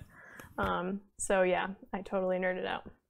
And all of the rest, like the horse, the deer pelvis, the elk antlers, the ram skull, all of that was stuff that Hosebeats had found previously. So, human skull. So this one, so I've shown this a little bit before. So this is a human skull cast. It's not a real one, but it's actually a pretty decent skull. It's a pretty good example. It's pretty anatomically correct. So I'm a big fan. So when we do the adult aging stuff, some of it has to do with the sutures in between individual bones of the skull. So we'll talk about that, and I can use this guy as an example. Also Javier, he actually surprisingly has sutures. Let's see. What kind of bone is the one with the sword? Which one? What? I don't get it. I don't get it. Please explain. What kind of bone? Do I have one that has a sword? What? I don't know. Maybe I'm silly. I don't know. Please explain. Also, Tachyon TV, hello, welcome. Also, every time someone calls me a nerd, I take it as a huge compliment. So thank you very much. That's a lot less risque than my bone collection, for sure. Have you guys seen the movie The Bone Collector? With very early Angelina Jolie and Denzel Washington. Great film. Great film. Big fan. Gedius. I don't know what that means either. Oh my god, you guys, explain. Please explain. I am silly. And I don't know these things. Thank you. Nice bones. Awesome. I sometimes also want to take animals home. I just prefer them to be alive and cute.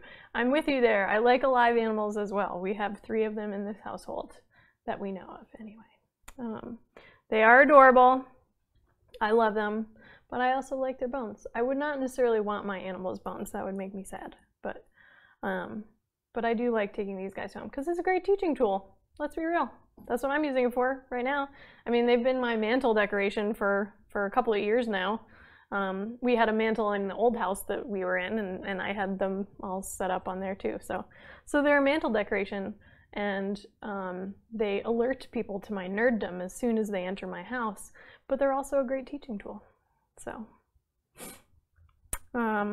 what I've wondered about is how our jaw bones are attached to our skull. How does that work? Great question.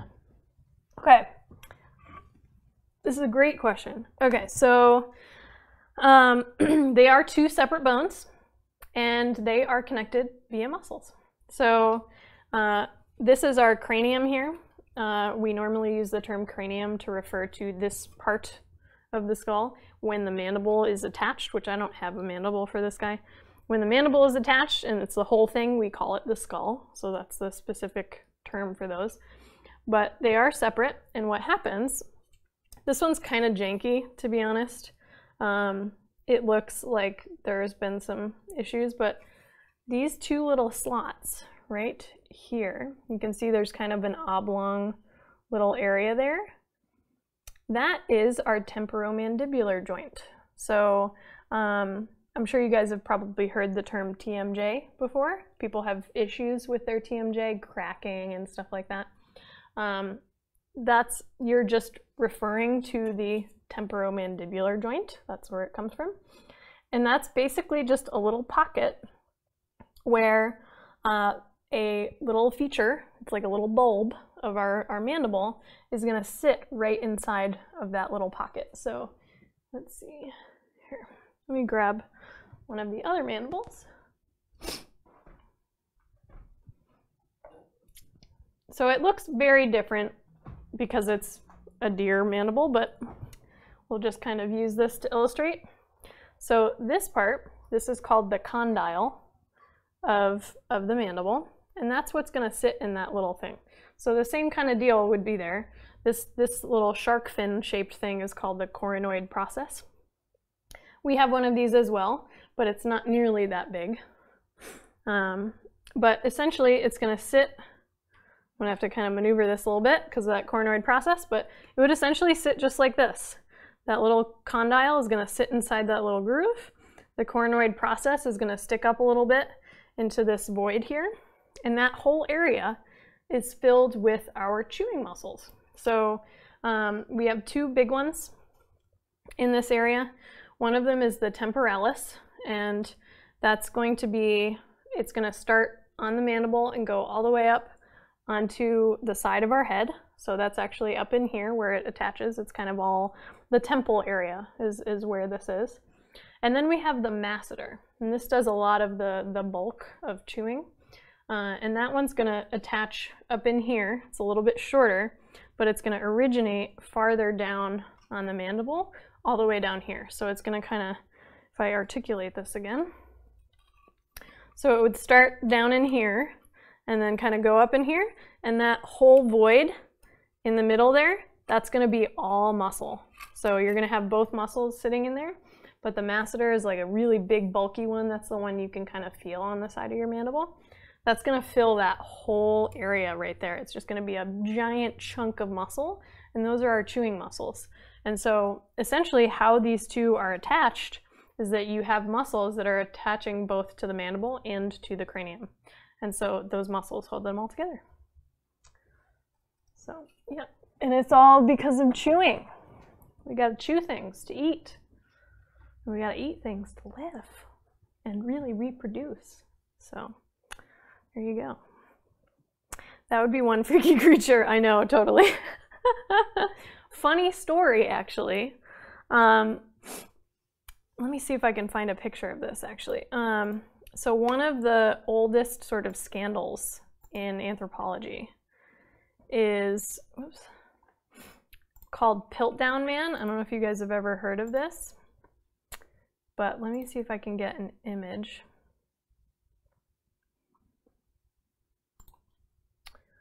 Is this one?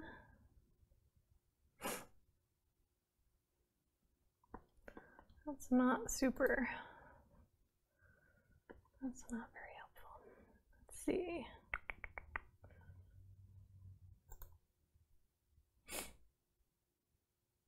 That's a good one. It's okay. Let's say that, but all right, let's take a look. So, Piltdown Man is one of the oldest scandals in anthropology, and essentially, this was back in I don't know, the 20s or 30s or something. This is pretty old, and basically what happened was they found a skull and they found a mandible, and they looked super weird. So almost like what I just had, where it's like, what the hell? And they were said to be associated with each other. So they were found together. So somebody was like, oh my God, we've got this cranium, we got this mandible, and they look super weird together, but they were found together. So they must have come from the same organism. And so they were like, oh, this must completely change what we think about human evolution because this mandible looks totally different, et cetera, et cetera, et cetera. And essentially what happened was somebody found a cranium and wanted to make a big find, so they actually put an orangutan mandible, so orangutan, not human, mandible with this cranium and made it look like it was the same individual. And so for years and years and years, this particular person, individual, organism, whatever, was thought to be like this weird missing link that was totally different, but then it was found out that somebody had just stuck an orangutan mandible with this human cranium to make it look totally different, and it was a complete hoax, wasn't a real thing, and now we know that. But totally relevant to this like weird cranium, weird mandible mashup. So that's exactly what happened. So yeah, let's see. Hawking doesn't have as big muscles then, that's why people with this disease can't move their mouth. Oh yeah, sure, that makes a lot of sense. Yeah, his, you can tell in his face that he's experienced a lot of muscle atrophy. That's because he can't move. Same, I mean, his entire body is like that because he's not using it. And that's actually a really interesting principle about evolution too, because our muscles only exist in response to the demands that are placed on them. And that's because maintaining muscle tissue is very costly. And so if we don't have to allocate energy towards maintaining or growing that muscle, then we're not going to, because then we can allocate that energy elsewhere. And so in those cases where you're not using a muscle for a long period of time, say you're in space and you're in zero gravity, that's why we have to continuously work our muscles, because we'll just lose all of it. And that's exactly what happened with Stephen Hawking.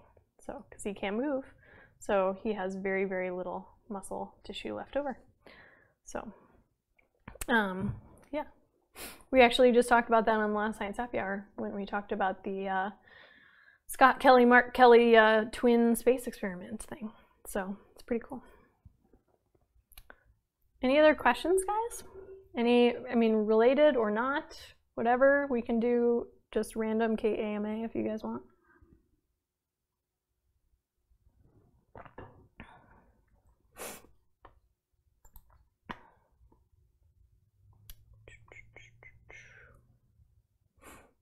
How about some of our lurkers? Do any of you guys have questions? Jay Gazmom, what's up? How's it going? Vlada Turkina, hello. Let's see. Coach Lambo, what's up? Insert carbs, classic bot. How's it going, bot? Yeah. Do you guys have any questions? You could tell us about the schedule for this week. Yes, I can. So we are going to hopefully have the return of DOPS this week on Wednesday at 5:30. We were doing it at 6 p.m. Eastern.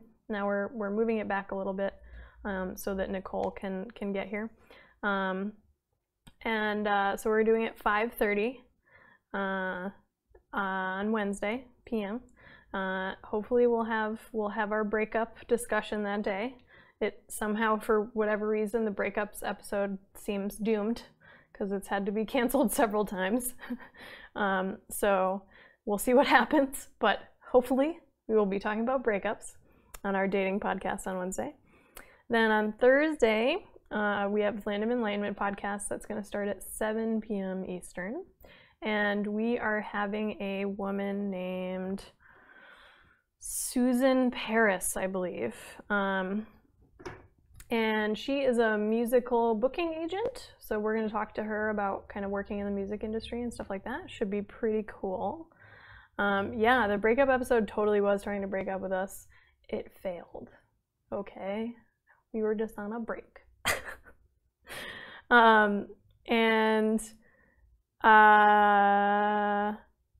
Yeah, then Friday we're gonna have Science Happy Hour again. Starts at 9 p.m. Eastern, and we're gonna talk about meteors. So we're gonna have a meteor guy on this week. He's a newbie. He's one of the guys who does the Astronomy on Tap thing, so you maybe have seen him before if you've watched that. But yeah, we're gonna be talking about meteors. It's gonna be exciting. Okay, we've got some questions. Jay Gaz, I'm so sorry you feel lost. Let me know if you have any questions, and or if you want me to go back or whatever. There's always the VOD too. Let's see. Box says, let's say you find part of a femur. How difficult is it to try and estimate its full length, consequently the possible age of the person? Really, really good question. A lot of these methods are contingent upon finding an intact bone. It's an ongoing problem. So for things like length, there's really no way to estimate the full length. You might be able to get breadth. So depending on what part of the bone you have, you might be able to get a breadth measurement that might still be informative. That's fine. If not, there are some methods that, at least the cool ones that I like, the ones that are more quantitative, where it's some sort of mathematical representation of a joint surface or something like that, those have a lot more potential to work for fragmentary remains, because there'd be a way to basically get that same mathematical representation that is based on just a subset of what you're looking at, and then you can kind of extrapolate from there. So that is possible, but we don't have that yet. That's actually one of the things that I really wanted to do. So, but that's actually a really big problem. Most of the methods are specific to a particular part of the skeleton, so if you don't have that part, you're kind of fucked. You can't use that. You have to use other things. And even if you do have it, if it's fragmentary and you don't have the whole thing, you may not be able to use that method. Big, big problem. We still need a lot more work on that stuff. Is it normal for your chest to poke out differently right side compared to left side? My rib cage has the left side a bit indented. Oh, interesting. What part of the rib cage? So, if I had to guess, maybe you have scoliosis like I do. Scoliosis is the sort of different curvature in your spine, and your ribs are connected to your thoracic spine, which is where a lot of scoliosis tends to be, is in the thoracic spine. And all of your ribs are connected there. So if you have a difference in shape in your back, that might also affect your ribs in the front as well. That's entirely possible. Yeah, I mean, it's normal. I definitely think it's possible. It's not necessarily pathology. It could be related to pathology, but it could also just be a normal variant too. So, but my guess would be maybe with scoliosis it might happen. So, cool. But yeah, like that's actually a really good question, Box. Really good call there, because that's actually a really big problem in like methods research for forensic stuff, because it's really hard to do if you don't have the whole thing, and especially if you're excavating a surface scatter that's been outside for a really long time. Like a lot of the stuff that I have up here, a lot of that stuff's going to be broken or gone. So, oh, below the xiphoid. So let's see. So xiphoids can often stick out. Sometimes a xiphoid process, this is a little guy down at the bottom of your sternum. You may or may not have one. It could be totally absent. It could be just a little nubbin. It could be bifurcated, so it'd actually have like two little tongues. It would be like this. And sometimes when they're bifurcated, they actually stick forward, so you can feel them and kind of wiggle them. So that's kind of fun. But down in here, yeah, maybe it could. I mean, it's all related. to the spine. Yeah, it could just be kind of a normal thing. Perhaps maybe there's a muscular thing. So if you have like more muscles developed on one side versus the other, maybe it's sort of made them grow in a different way. That's possible. So yeah, I don't know for sure necessarily, but those are all possibilities. But yeah. Any other questions, guys?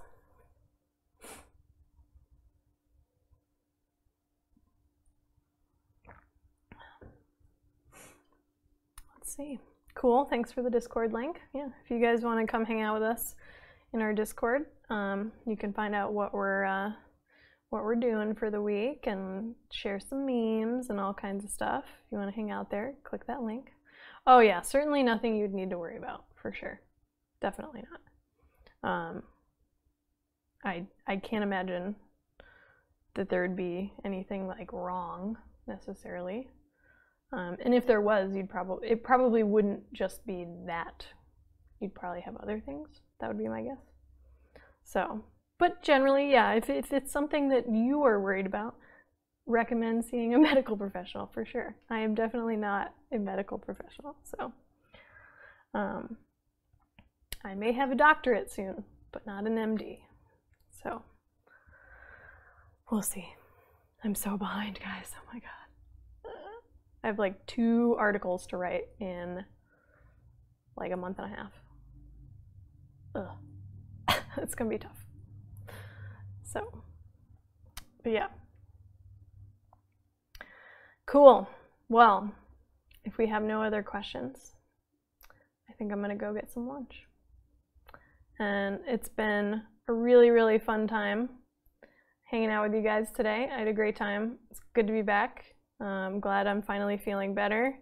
I'm glad you guys are hanging out with me today. Take a look at the VOD if you missed out. And next week we'll have the adult age estimation section. And I'll probably do a quick overview of the juvenile stuff just to recap as well. That's probably a good idea.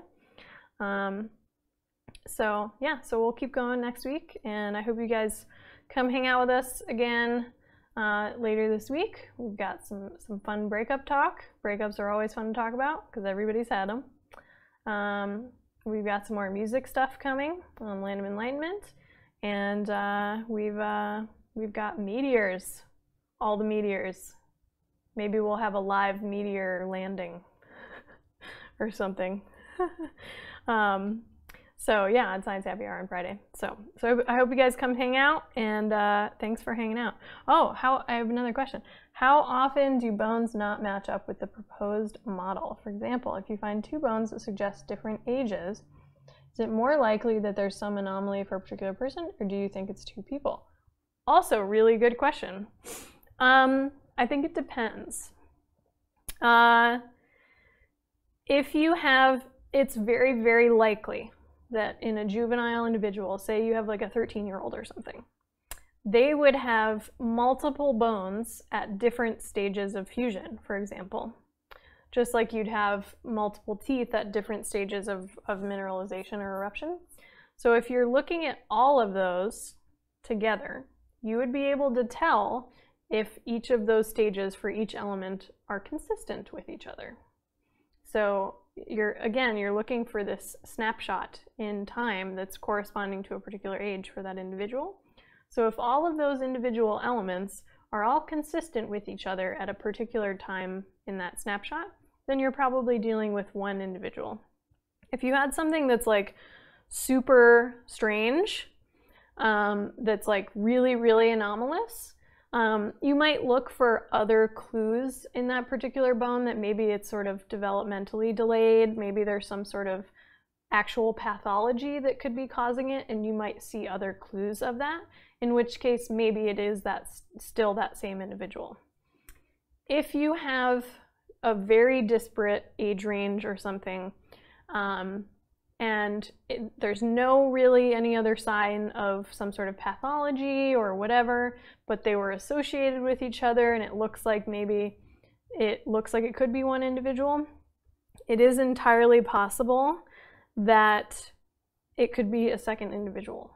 And you'd end up doing something called a minimum number of individuals. So this is something we always do when we find a skeletal assemblage. And you're essentially counting how many bones are present. And so say you have 2 left femurs and a right femur. Obviously, you have to have at least 2 bones present, or 2 individuals present, because a person can only have two femora. So you're looking for side and element there. So if you have multiple lefts of something, then that's definitely telling you that you have an additional individual.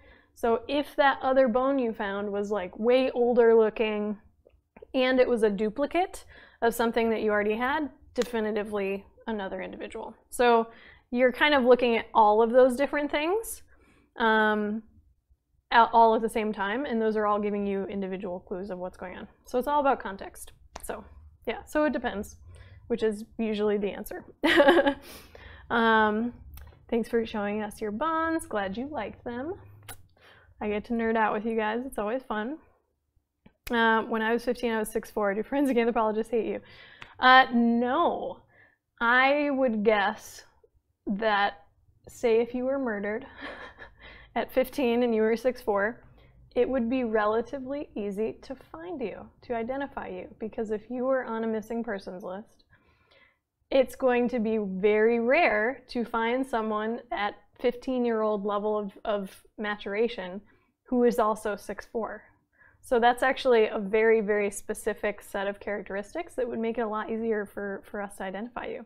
So we would definitely not hate you. Where the real bone talk happens, for sure. And Javier picks, yeah. Javier gets a little informal off stream. Really lets loose. Let's see. Curious, is it easy to tell with the naked eye if a bone has been broken before and healed, or do you need to use an x-ray to tell? Depends. I feel like every time I answer your guys' questions, my answer is always, it depends. It's kind of true. Yes and no. I would say we are almost always going to radiograph pretty much everything, because there could be a hidden fracture that happened once before that we can't see on the outside, and that's going to be important for identification purposes, because that's something you could match up to antemortem records. But if someone dies and they had a much more acute fracture happen that was relatively recent, you would definitely be able to see that just from the naked eye. But we're generally going to do both, because we might be able to find some sort of underlying fracture that's a little bit more hidden.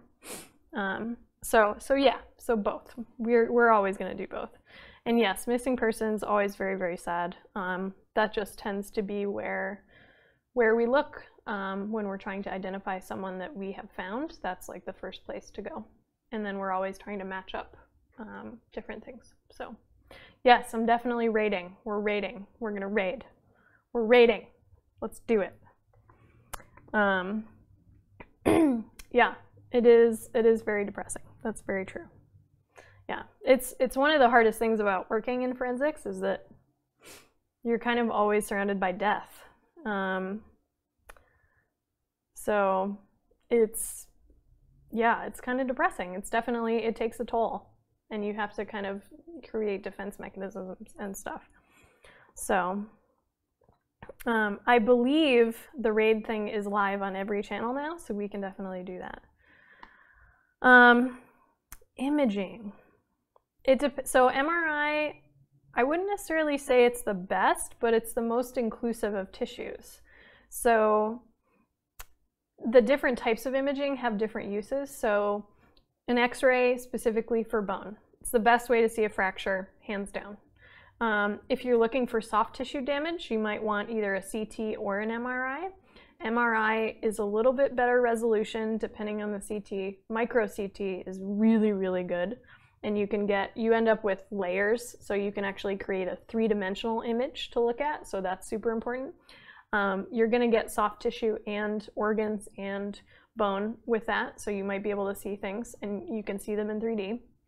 MRI gets you additional stuff where you're going to have that same sort of 3D structure. It's a little different, but you're also going to get inflammation information. There's a way for you to actually see inflammation in a particular tissue. I know this because when I fucked up my ankle a couple of years ago, I had an MRI done, and my talus, one of my tarsal bones, was just lit up on fire with inflammation, and they could actually, excuse me, they could actually see it on the MRI, and then they could also see the tears in my ligaments there. Blech, gross. So yeah, so different purposes. They're all pretty good, but for different purposes, and they're all different costs too. So like, if you don't need an MRI, you can just get an X-ray. So depends on the thing. So okay, cool. So let's find somebody to raid them with our love. Let's do it. Let's see who's on right now. Who do we have? Let's see, should we find somebody else in the twitch.edu stuff? We could do, let's see. So of my twitch.edu people, we have Damon Machine, who we've rated before. We could do that. You guys want to watch some mechanic stuff? Let's see. Spam is playing. Spam's playing Moon Man. I mean Mario Odyssey. Just kidding. But let's see. We've got Bajira playing some World of Warcraft. We've got Bob Ross. We don't really need to raid Bob Ross, but let's see here. What are we thinking? Who should we raid? Should we give Damon Machine another twitch.edu raid? Should we do that? Let's try that out. How about that? He's always on during the day, so he's a pretty safe raid for daytime streams. So let's do that. Let's do that. Let's see if I make sure I type it right. Cool. All right, so the thingy worked. So you apparently get to join, and then I think we just click on it, right? Or I think yeah, so we all join, and then at the end I'm guessing that we can actually go there and hang out. So, but yeah, thank you guys so much for hanging out. I had a great time. I'm glad to be back. Let's send some more twitch.edu love to Damon Machine. He's always doing some fun shit on cars. It's awesome. I love what he's doing because it's a really great way to actually learn about your car, which is something that I have definitely strive to do. So yeah, it ends the stream at the end. It switches. Oh, cool. Nice. I haven't done this yet since the official one. So, all right, cool. Well, I hope you guys head over to Damon Machine, and I'll see you guys later this week and next week for more Forensic Anthropology. Bye, guys.